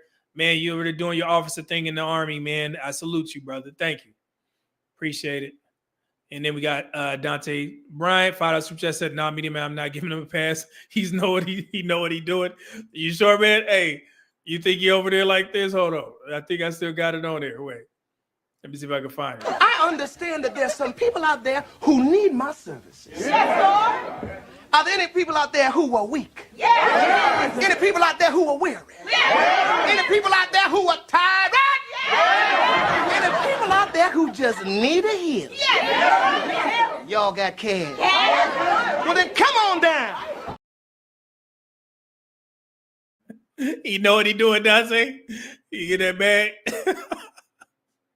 Black Cracker, what up, though? $10 super chat says, so if black men are supposedly so dangerous, why do they always crash out every time they see a black man with a white woman? I know you saw the NFL draft. Black men have a black female fatigue. Lord have mercy. Yeah, I mean, we know it's a huge double standard, and I just try my best to navigate these spaces as best possible. Honestly, that's all I know how to do, man. But you are right. I'm not negating your point at all, brother. IQS, $5 super chat said, I can't take any of those guys seriously. They sold their soul, their balls, and their integrity for money. I can't rock with those types. Hey, man, yeah, you're entitled to your opinion. Like I said, I didn't know about the podcast until 2 or 3 days ago. Seriously. So let's see. Dante Bryant, $2 super chat said, yep, you better not slip up. Ask David Banner. Yeah, man. Yeah, that's another example. And I've, talked about that, did a couple of videos on David Banner. Think he's one of the, I would actually like to have a conversation with David Banner because he's an intelligent brother and kind of he keeps it real, man. And they cooked him for saying that he's now ready to settle down at 50 years old or something like that. I'm like, what's the problem? You done ran through all them hoes. And it's like, what? The brother ain't got no kids. He had to get his money right. He explained everything. And he's like, now I'm ready to get married. He's still in shape. You know what I'm saying? He's 50 years old. He can get him a woman. That ain't no problem. That ain't no problem. Ain't no problem. Ain't no problem. Oh, Shay going through it, ain't he? Air Force Rick, $2 super chat said, Lateris might be using this podcast to get cat. Yeah, man. And he, you know what's funny? He actually admitted that on another podcast. I watched when I was in the gym after we did that live stream from the conference that he did. Y'all remember the one where the girl that used to be she said she was the number one stripper in the world. Y'all remember that podcast? Right after that, another video of his came up where he was on a podcast with a woman and an ex-basketball player. And he actually admitted, he's like, yeah, I sneak in with some of these women or whatever it is, what it is. So I'm going to clip it in here so you guys know what I'm talking about. So yeah, but I was always curious about that, and I was actually glad that Kendra G actually, was hammering the point home. Like, man, you can't tell me with all of the black women that you come in contact with, these Christian women, all in your DMs, it's been 7 years and you can't find a wife. So that goes back to Air Force Reese point. He may be sneaking in a little bit. God forgive, Lord forgive me, man. It's Air Force Reese fault. OMG Red, what up though? $10 super chat said much love to you in the chat. Have a blessed night. Thank you, brother. Appreciate that. And thank you for stopping by, man. Let's see here. MC Recovery Relapse, $2 super chat said happy Memorial Day. Yeah, happy Memorial Day to you and all the military folks out there, man. Thank y'all. Air Force Reek, $5 super chat said, I would hate to have a podcast centered around black women, knowing how fickle women's support is. Yeah, bro, it's tough, man. And I don't know how some people do it. And like I said, it pains me to say that, but I've seen many people get taken down because of, they start off one way and then they say one thing that's a little bit different, and now it's all gone. But like I said, and y'all be giving me hell for this, Kendra G is literally the only black woman that the black women that y'all complain about will listen to. Y'all think I'm lying? Kendra G has regurgitated some of these Kevin Samuels points. Y'all always call her out for that, but she kind of learned a little bit, even though she hate black men. She learned over these years, and she can cuss them women out. She could talk about how much money she got. The men that I'm around, they all got money. They don't act like the men in the chat. She didn't cook men in her own chat, cook men on her show, and they still come back. So she is literally the only black woman that they will listen to. Prove me wrong. Listen to what I'm saying. The black women that y'all complain about, who else gonna speak to them outside of what's that girl's name? Lord have mercy. She be cussing of a storm. And I like her content, man, because she speak the language. Damn, I can't. Love Dorsey. Y'all know who Love Dorsey is? Oh my, I ain't never seen a string of curse words put together since I was in the military. Like, hey, that woman can curse with the best of them, man. But the message be spot on, and she will literally curse them women out. Oh my God, this shit is hilarious. I'm not doing that, man. I'm thinking about one rant. I can't even say it, but she's funny, man. Good content creator. Erroneous C, $5 super chat said, they believe because someone wrote a book, it's somehow true. There is a book for every school of thought, and new ones are being created every day. Yeah, you are right, man. You're absolutely right. Leon Hen King, what up, though? Intersectionality and the books are their Bibles. $2 from chat. Thank you, brother. Yeah, man. I always talk about that. Lucid Experience 555. I didn't even know you could do that. That's cool. So you really should have more subs for the content you put out daily. Man, I appreciate that, man. That's a huge compliment, man. Thank you. Appreciate that, brother. Some IQ has said, love Dorsey. Yeah, man. If y'all ain't watch her content, please. I pray. And I'm not saying it just for comic relief, comedic relief. She is spot on. She know exactly what she's talking about. But the way that she talks to them women, it is the best.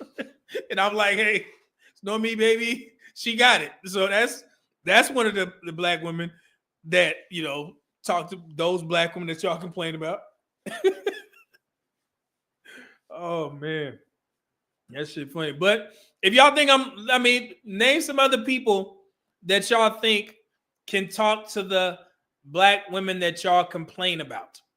And I want to be very clear because I know last time when I did the video, people was naming off all types of other female content creators. And I'm like, and I had to respond like, do you think black women will listen to her? And, most people was like, no, because their message is a gang of black women that do amazing work in these spaces. I just shouted out Mona D, Dee Dee. I like Dee Dee. I like Reva Speaks, Shez Sharday. They do amazing work. But out of all those women that I just mentioned, do you think the black women that y'all complain about is going to listen to them like that? and you acknowledge it. And this is no shade to them. I hope they don't take it like that. But they'll probably tell you. They probably get called pick-me's all the time. So, so yeah, it's very tough. Oh, and Ashley Dalton, I like Ashley Dalton. She just don't give them no attention. She'd be so calm. That's actually a good one. I like her. She had one interview on there, and I've been meaning to review it. Well, no, she did it. I can't review it because Ashley Dalton did an amazing job of talking to this woman. She was, it was a plus-size woman that came up there, and she was trying to criticize Ashley for telling Black women to get in shape. And every time that, the plus-size woman was, bringing up points, she always came right back to get in shape, eat healthy. And it was so funny because she was so nice with it. And I was sitting there listening, and I was like, yeah, she's good. she's good. And she's like, okay, is there anything else?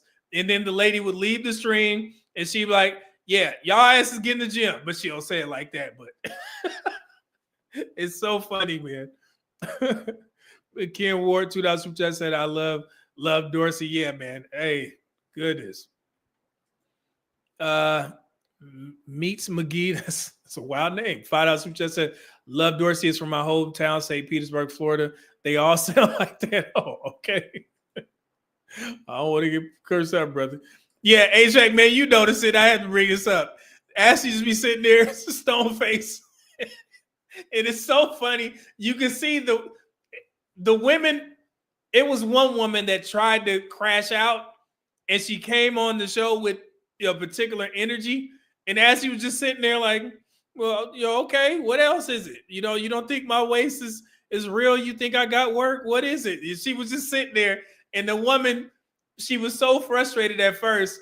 At the end, she eventually came around because she seen that she wouldn't get the rise out of Ashley. It was so funny.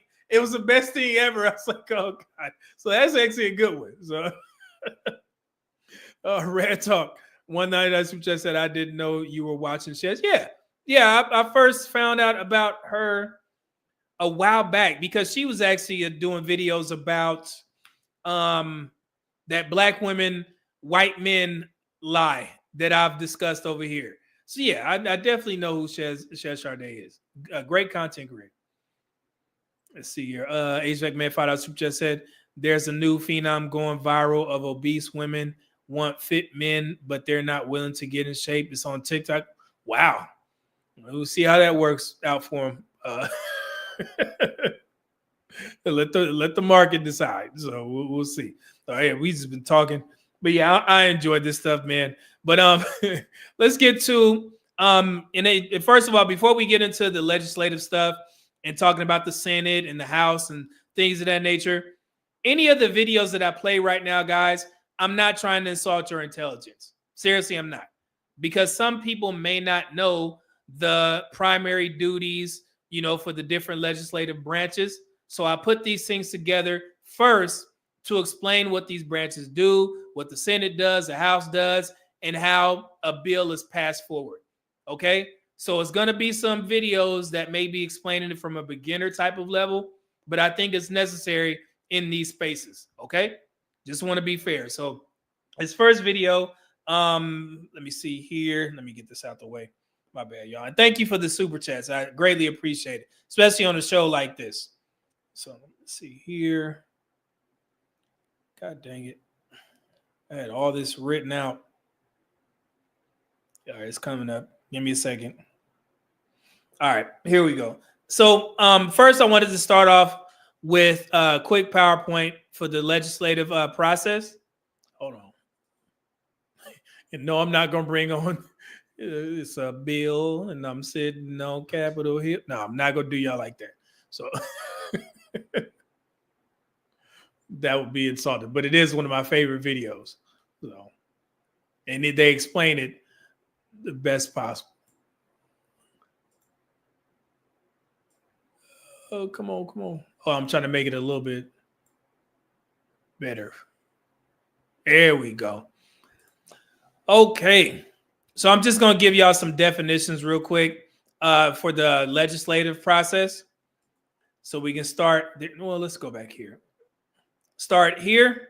It's real quick. Stay with me. And it's not death by PowerPoint. Okay, so like I said, the table of contents, the branches of the government and the legislative process. Real simple. The U.S. federal government is made up of 3 branches: legislative, executive, and judicial. All branches ensure the government is effective and citizens' rights are protected. Each branch has its own powers and responsibilities, including working with other branches. Okay. And the legislative branch is made up of the House and the Senate. We're going to discuss that here very shortly. Known collectively as the Congress, which is where the big, beautiful bill sits. It's actually on the website.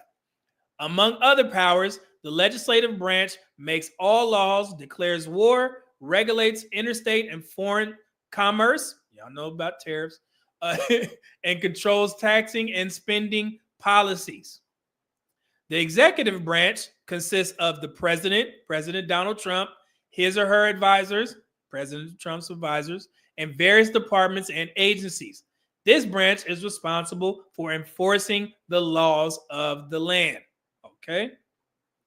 And then the judicial branch is the branch that consists of the U.S. Supreme Court and the federal judicial system. According to the Constitution, the judicial power of the United States shall be vested in one Supreme Court and in such inferior courts as the Congress may from time to time ordain and establish. Very simple. Okay, so I wanted to get that out of the way so we can have a quick understanding of what what the branches do. So let's get into one of my favorite content creators, Illustrate to Educate. It's great. And we're just going to discuss the House and the Senate. This will give you some little background when we talk about the big, beautiful bill. So fair use, here we go. Illustrate to Educate. Hold on. Give me a second.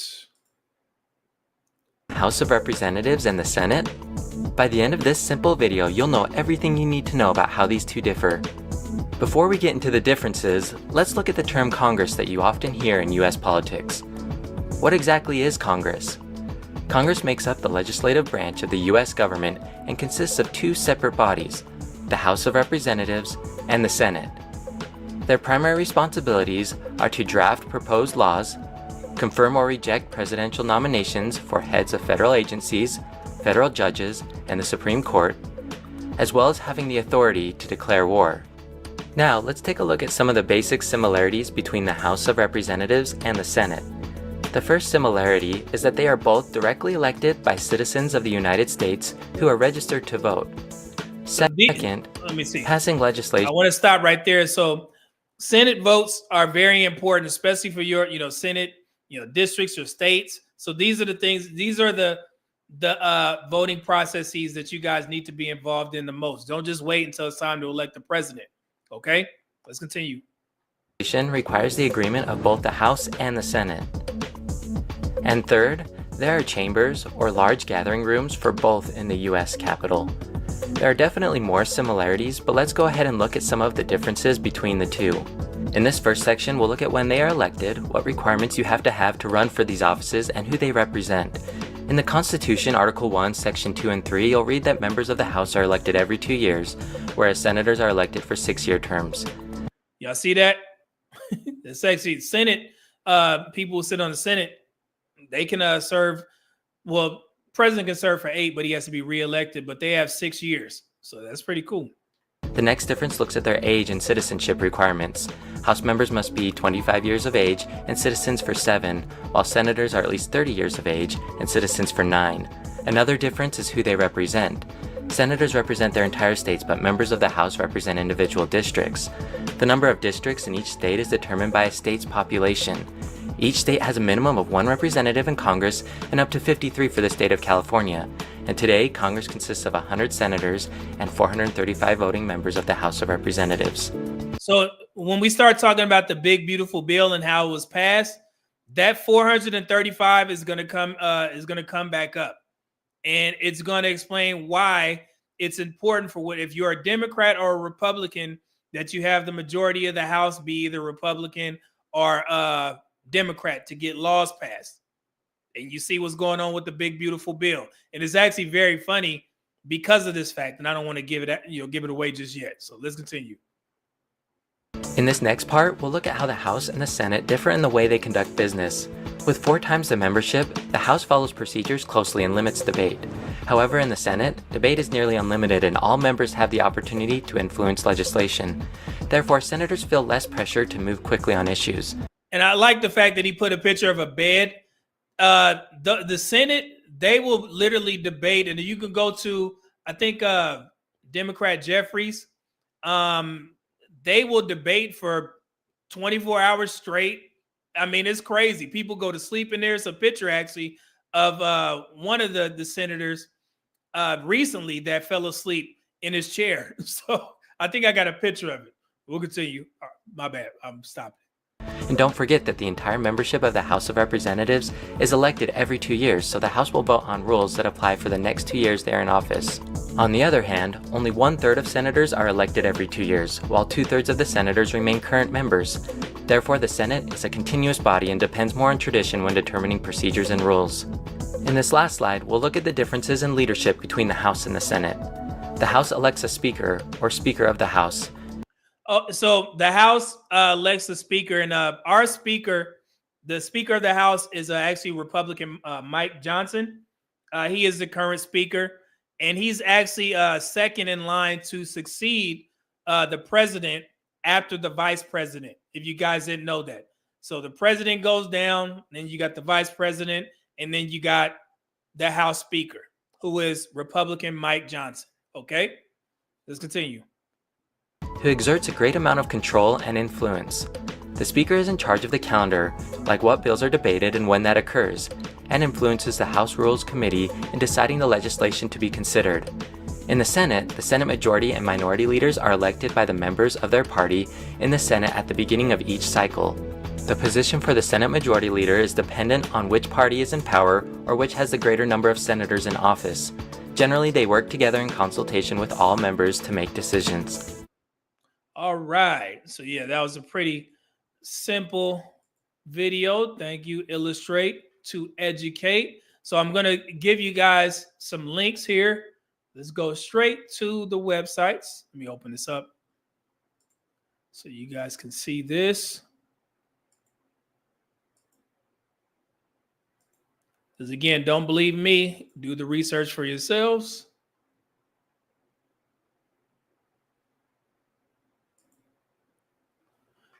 And it's other ways that you could find different, I guess, people that you want to find. But you can find your representative if you just enter your zip code here, and they'll tell you right there. And then you can search whatever you need to search. So this is the United States House of Representatives. This is their website. So any information that you need about the legislative process, the officers and organizations, the history of the House, branches of the government, which you can see right here. They have all that information for you there. Hold on, let me put this link in there so you guys can have that for yourselves. And then I want to show you the Big Beautiful Bill Act. Remember, like I said, Congress. Okay, so this bill is huge. Pause. I think it's over 1,100 pages. You see all this? This is crazy, right? Medicaid moratorium for increased provider taxes. All those different sec notes are in there. This is how I'm scrolling all the way down, guys. This is how, it's tough to read everything. Going all the way down, okay? So yeah, so let me give you the link to that if you want to check this out. But the reason why I opened this up is because I want to show you guys after we're going to watch this video here in a second. But right there at the top, bills have to be sponsored. So Republican Arrington Jody actually sponsored this bill. And then the committee was the House Budget. The committee meetings, it was the last one was May 21st, 2025. And the latest action, it'll tell you right there, the House on May 22nd, 2025, a motion to reconsider laid on the table, agreed without objection, which basically leaves us right here. The bill was introduced. Hold on, let me bring this up. Make it a little bit wider.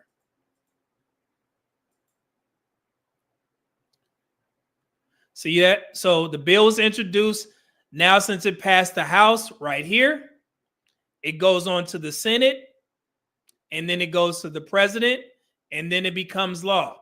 So essentially, what I'm showing you guys here, if it passed the House, and we know that Republicans control both sides, do you think that they're going to, it's going to pass at the Senate? And I think they're pushing to get this passed as soon as possible. I think in the middle of July, like July 17th or something like that. So yeah, so it gets to pass the Senate, and then once it gets to the president, this is his bill that he, pretty much introduced. So I'm pretty sure he's going to sign off on it, and eventually it's going to become a law. So that's how bills are passed through, and you can see the process, the progress of it right there. Somebody said 1,100 pages. Yeah, man. Rad talk. Yeah. William K. Jones, 999 Super Chat said, what up, though? Getting in on this big mess of a bill. Yeah, but it's a lot. It is a lot. So here, let me get this off here real quick. So let's get into another video. I tried to be, I didn't want to be biased because I know how CNN and Fox is, but sometimes you really have no choice. But I want to show you what they're talking about in regards to the what the big bill is. So let's get to it. Here we go. Fair use. Welcome back. President Trump's so-called big, beautiful bill now heads to the Senate. House Republicans passing the budget package by one vote after a marathon session last night. This after facing heated opposition from within the party. The president's calling on the Senate now to pass this legislation as soon as possible.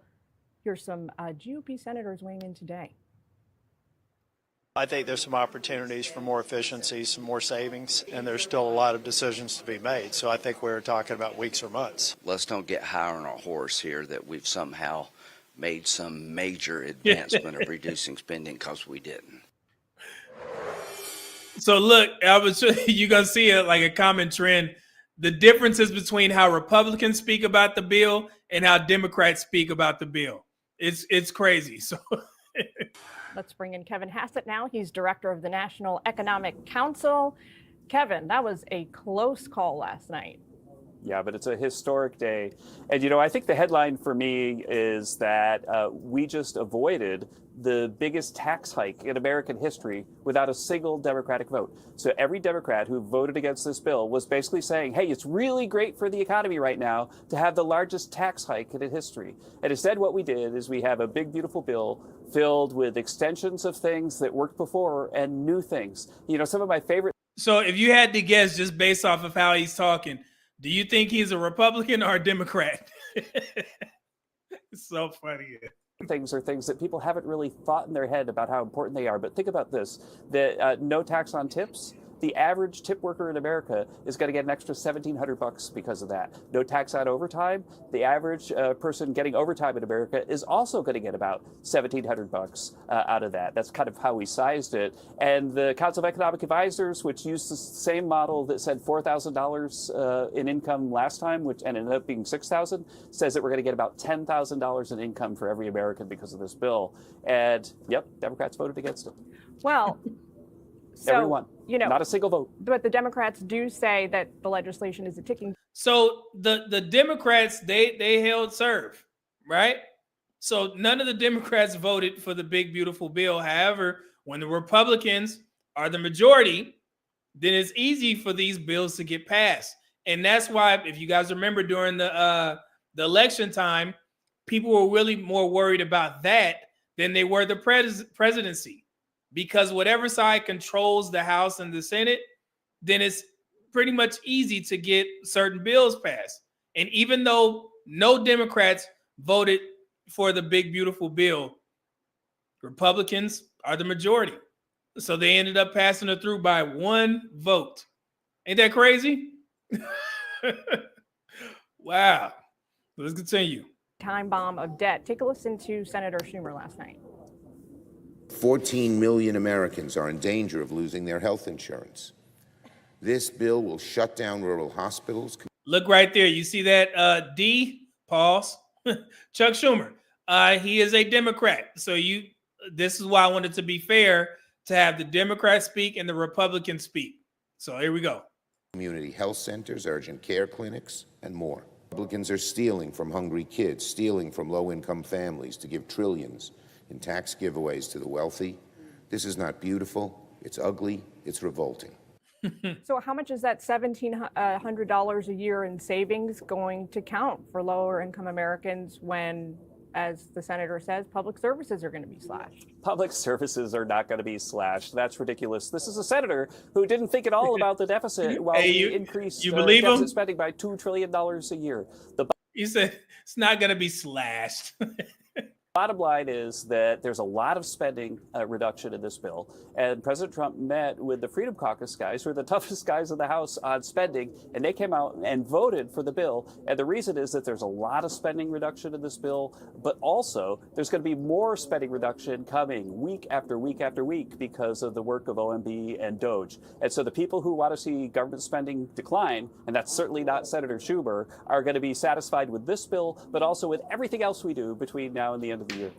So some Republicans in the House last night said that the Freedom Caucus holdouts were reckless. What do you say? I think that in the legislative process, one of the things you do is you see that people pose that they're going to vote against in order to get something that they like right up to the last minute. But I always believe the Freedom Caucus people would understand that they didn't want to support the biggest tax hike in history.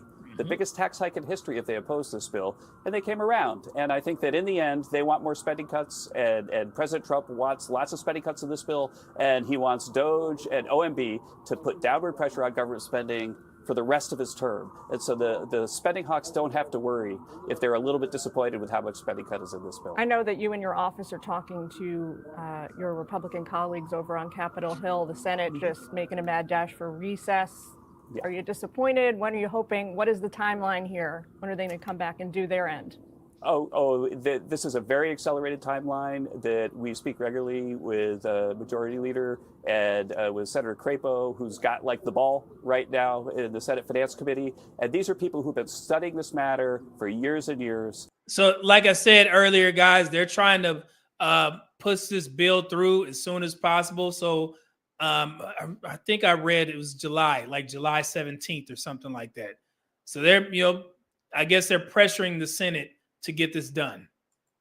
They've got the language ready, and of course there'll be dickering amongst the senators, and then there'll be disagreement in the Senate bill and the House bill. That's the normal legislative process, and that normal process is going to deliver a big win for the American people. All right, Kevin, thanks for taking time out for us to talk to us today on this important day. I know you're very busy. We'll let you get back to it. Thanks. Click. Okay, so let's stop right there. So I want to show you guys something in regards to budget. The House Republicans taking a bit of a victory. We're going to watch that later. This right here. So remember we discussed in the Illustrate to Educate video, right? It's 435 seats in the party breakdown from the House and the House of Representatives. So look here. 220 Republicans, 212 Democrats. So when you have the majority are Republicans, the Democrats, they voted against. So that's why the bill was passed by one vote. That's crazy. And there's a breakdown again. And this is what the House of Representatives looks like in regards to age and sex. So of course you got more men than women. And then you have more men that are 28 to 59 years old in these positions. And you also have more men that are 60 to 88 years old in the House of Representatives. But women are represented in there. It's just more men. 33% of the representatives are men over the age of 59, while 17% of representatives are women 59 years old or younger.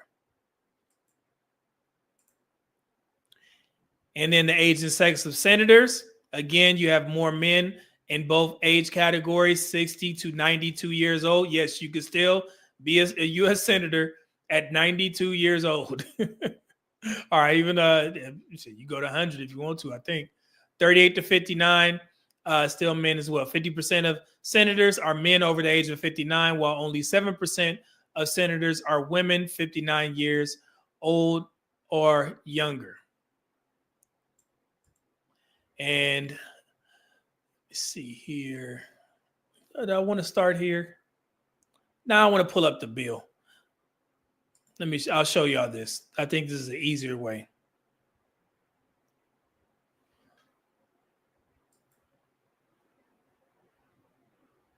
Give me 1 second. Here we go.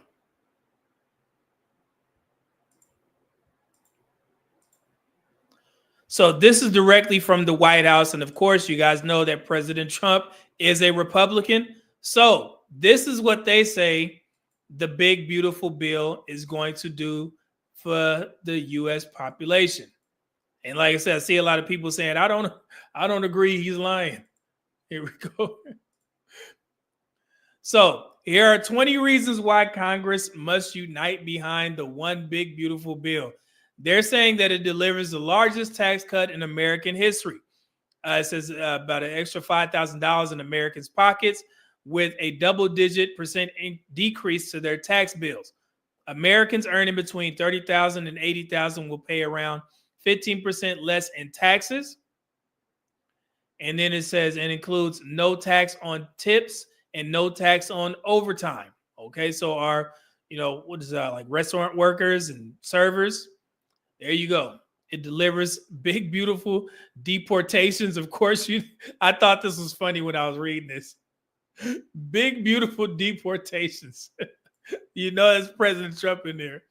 The bill permanently secures our borders by making the largest border security investment in history, funding at least 1 million annual removals of illegal immigrants and ramping up mass deportation operations to a level never seen before in American history.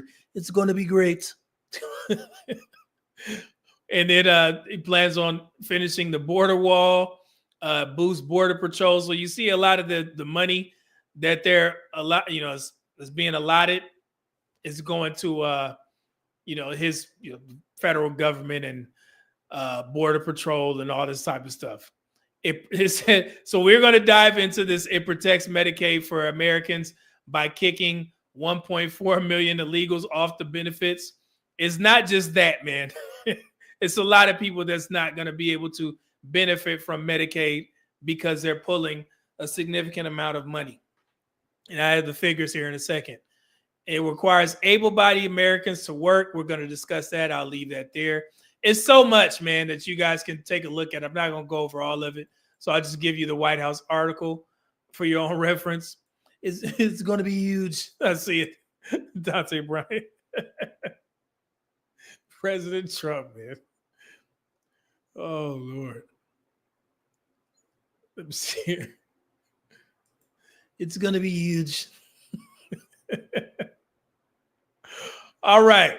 So like I said, they're trying to pass this through as soon as possible. But I wanted to talk about, man, this is messing up. I knew this was going to happen. This website, they just tell you about what is the, wait, did I show the picture of him sleep? Damn. I thought I had it up. I think it was on that video. Dang it. But he was asleep. Hold on. Let me see here.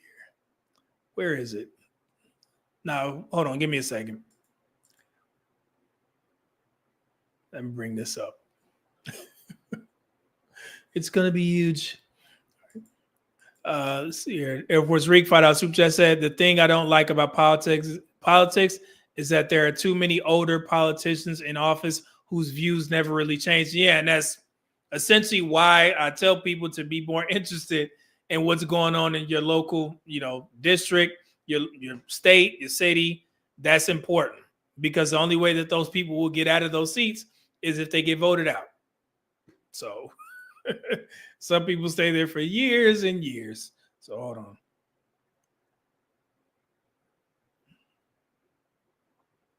Give me a second. All right, so let me I did bring this up. These are my notes that I took.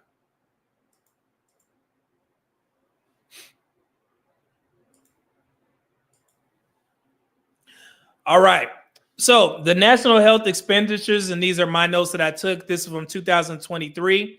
So the NHE grew 7.5% from $4.9 trillion in 2023, or 14,570 per person, and accounted for 17.6% of gross domestic product. The Medicare spending, this is important, it grew 8.1% to $1,029, $1 billion, $1 billion. Let's just say 1 billion. That's hard to say. In 2023, or 21% of total NHE. Medicare spending grew 7.9% to $871.7 billion, and in 2023, or 18% of total NHE. The big beautiful bill projections, and these are my notes. $700 billion Medicaid cut over 10 years, over a decade, okay? So that's why this big, beautiful bill and the projections are important, which could essentially leave 8.6 million people without health care coverage because they have different stipulations on it now, okay? And they're taking that money away for the age groups and everything. It said, as it stands, the One Big Beautiful Bill Act would slash spending roughly by $7 billion. And the SNAP program, you guys know about that, by about $300 billion, which is the largest cuts in the program's histories. Historic spending cuts to Medicaid, we just covered that. And then right here, in conclusion, Medicaid benefits women across all racial and ethnic backgrounds.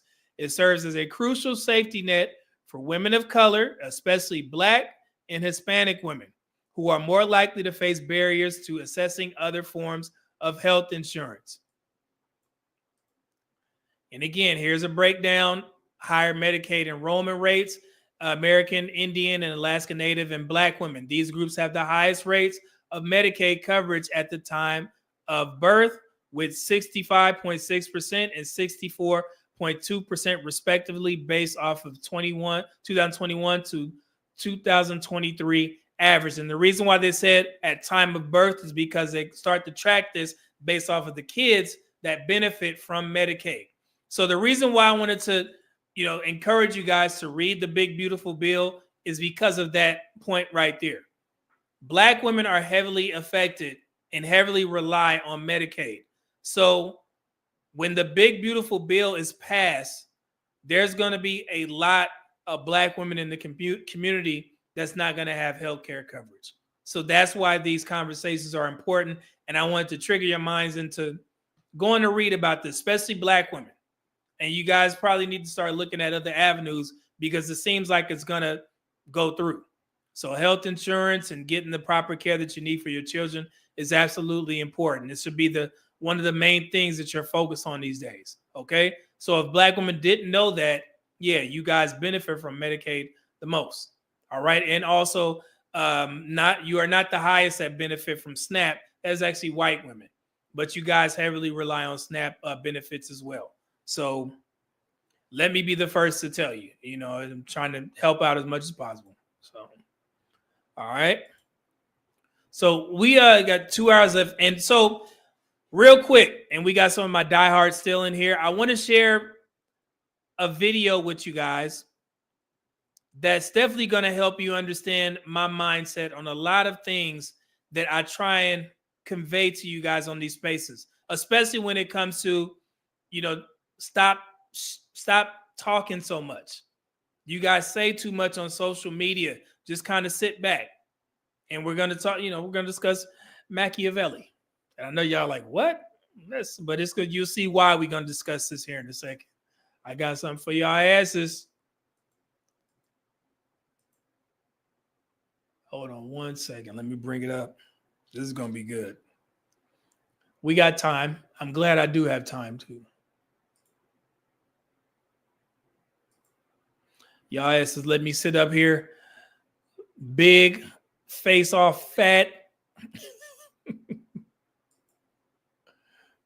Oh, man.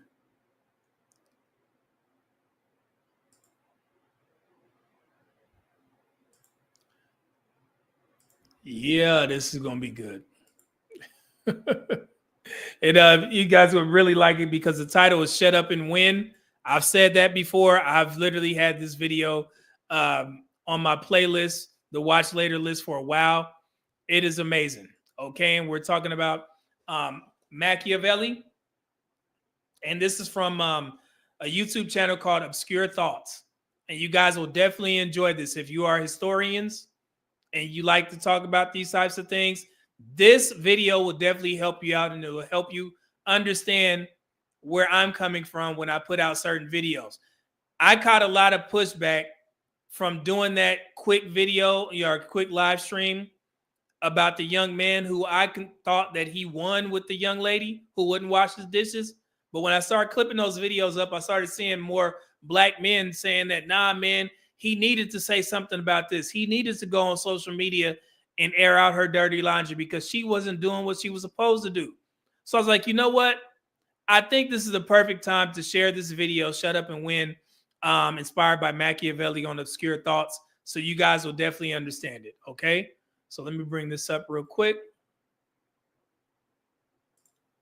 And we be all over the place, man, on this channel. So y'all know me. Let's see here. Let me share this. Fair use. Fair use.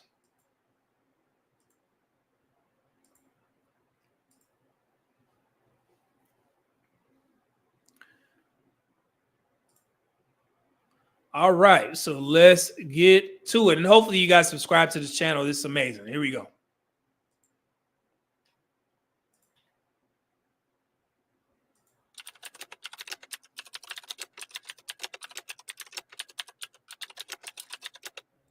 Real quick, this quote right here: never attempt to win by force what can be won by deception. You know who's very good at adopting that? Women. And not just any women, feminine women.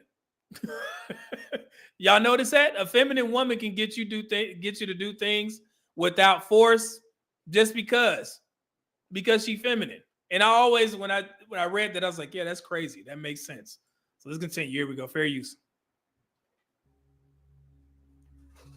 In a world that rewards constant communication, incessant sharing, and performative transparency, we've forgotten one of the most powerful tools in human interaction: strategic silence.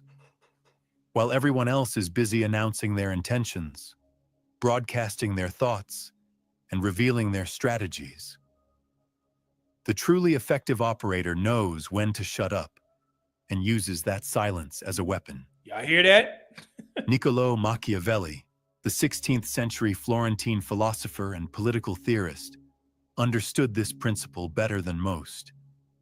Though famous for his explicit advice in The Prince, Machiavelli's most potent insights often concern what should remain unsaid. The vulgar crowd always is taken by appearances, he wrote, recognizing that speech creates appearances while silence preserves reality.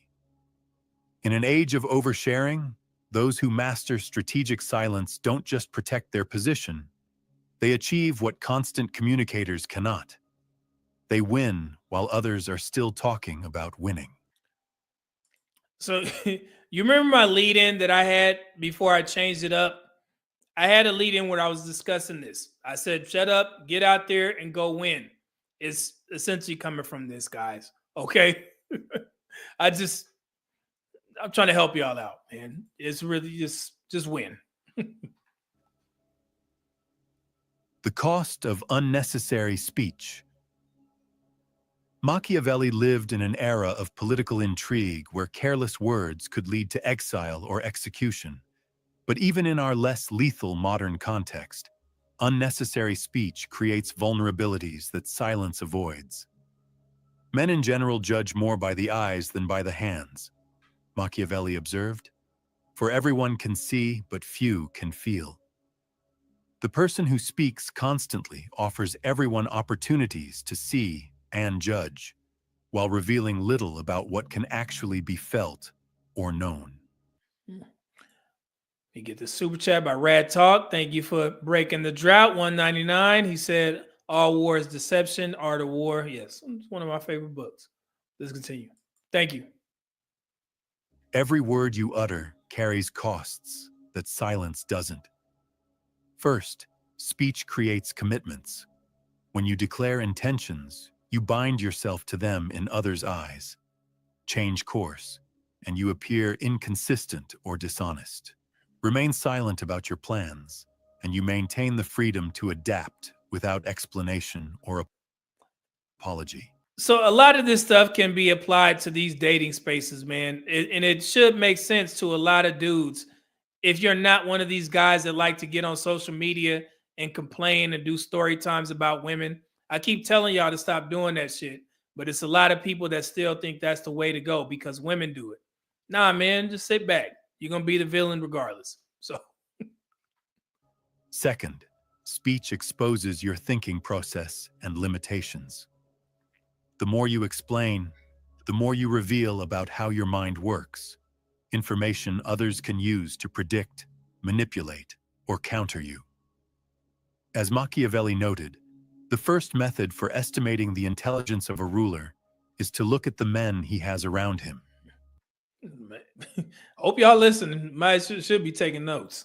Similarly, the first method for estimating someone's strategic capacity is to listen to how much they unnecessarily reveal. Third, and perhaps most importantly, compulsive speech diminishes your mystique and authority. It is far safer to be feared than loved, Machiavelli famously wrote. Fear requires distance, and distance requires some degree of mystery. So, and I give you a perfect example of that when I'm in the gym, like especially during this cut, I got on all my big sweats or whatever. And I used to go in there and just, do my thing or whatever, not say hi to people. But once I got older, of course, I started to get out there a little bit more and be more approachable to people. But I used to be like that, and then when you get done cutting, you get to peel off and people see all your hard work or whatever. But yeah, I always thought about that in the gym. So let's continue. Fair use. The leader who explains every decision, justifies every action, and shares every thought becomes ordinary, and the ordinary cannot command the same respect as the extraordinary. Consider how this plays out in modern contexts. The colleague who speaks in every meeting, weighing in on every issue regardless of expertise, gradually loses impact. The friend who shares every detail of their life on social media becomes predictable rather than interesting. Y'all hear that? And that's actually for the women. Y'all be oversharing. A dude can literally find out everything they need to know about you if they just go to your Instagram page. And honestly, I think that's why Arlette and BM on their Pop the Balloon show, they don't want people going over there and pulling up Instagram pages because it's going to paint those women in a negative light. And I remember one time on a live stream, y'all told me to look at some woman's Instagram page, and I looked at it offline, and yeah, she was hanging out, putting everything on display. I was like, Lord have mercy. So yeah, so women, y'all could probably learn from this. Y'all tell everything. A dude, you could literally show up as a wolf in sheep's clothing if you just look on a woman's Instagram page. Find out what type of music she like, what places she like to eat, spiritual shit, whatever you need to know, because y'all be putting everything on there. Y'all better chill out. So the negotiator who fills uncomfortable silences with concessions gives away leverage. The leader who responds to every criticism legitimizes the critics while diminishing their own stature. You hear that? If you want to be a content creator, you better pay attention.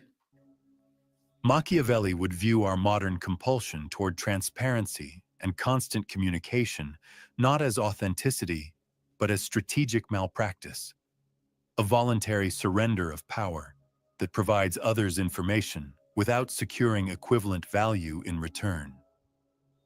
The three types of strategic silence. Machiavellian silence isn't simply the absence of speech. It's a deliberate communicative strategy that takes different forms depending on the objective. Understanding these distinct types of silence reveals how this approach operates in practice. The first type is information gathering silence. The wise man does at once what the fool does finally, Machiavelli wrote. The fool speaks immediately, revealing their position while learning nothing about others. The wise person remains silent initially, allowing others to expose their thoughts, intentions, and weaknesses before deciding how to respond. This approach creates asymmetric information advantage.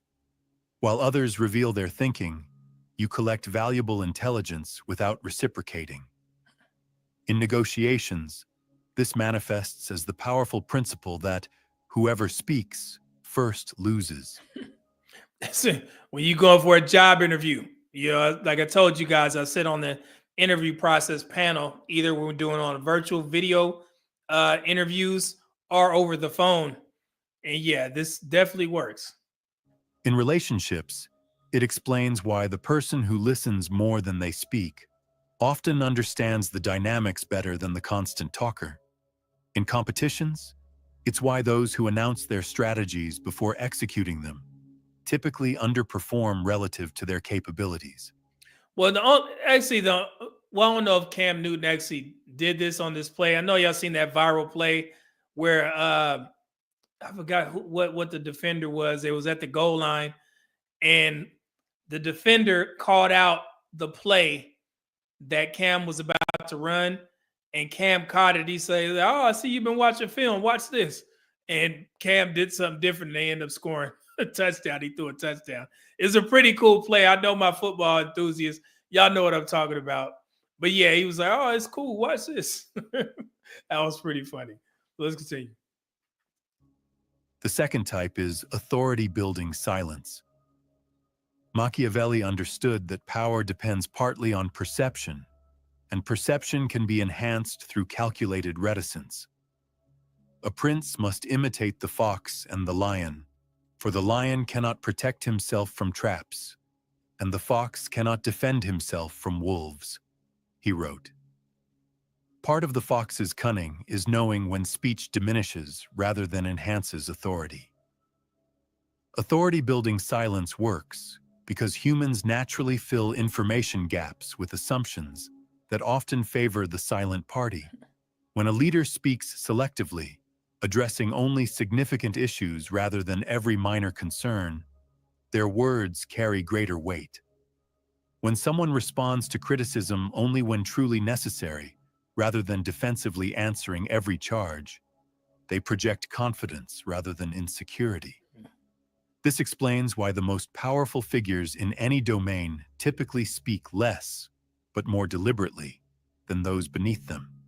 That old saying, choose your words wisely. The nervous junior executive overtalks. The CEO makes brief, decisive statements.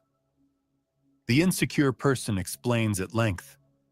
The secure person states without justification. The anxious leader responds to every provocation. The confident leader selectively engages only when strategically valuable. Want to understand more about using... All right, so I want to stop it there because I'm going to give you a chance to give this show some credit. Here you go. But yeah, it goes on for another, I believe, like about 10 minutes. But I'm going to give you guys a link so you can finish it up if you enjoyed that. Give me a second. Hold on, I got to get it off here.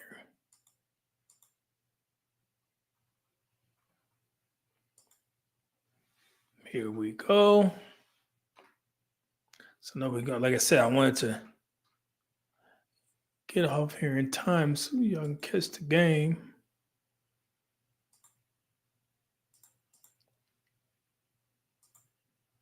All right, here you go. This is I see y'all saying it was a Green Bay game. So that's the link to finish it. It stopped at about the 7-minute mark, so you guys can check that out. But yeah, because I know the game is on. Let's see here, but I will be back on Wednesday because y'all sent me a pop the balloon from Indianapolis, and I'm looking at the thumbnail, man. It's literally like 20 people up here. I don't know how they're gonna do this shit. My folks from Indianapolis, Indiana. Hopefully you are here on Wednesday because it may be a marathon. And I'll show you what I'm talking about if I can pull it up.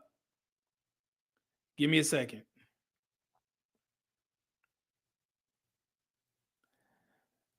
This one's gonna be wild. Look at this.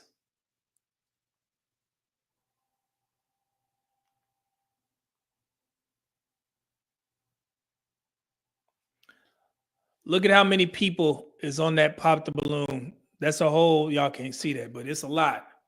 Indianapolis edition. It's actually 2 hours. So that was the one that was sent to me the most, and it is from a channel called Kicking It with Too Cold. So, man, if you're from Indianapolis, man, please make sure you tune in. I know, the Nap Town is hot right now because the Pacers actually lost that game. I can't believe that. But yeah, so we're going to watch it. Jesus. I don't know if we could take much more than the last one.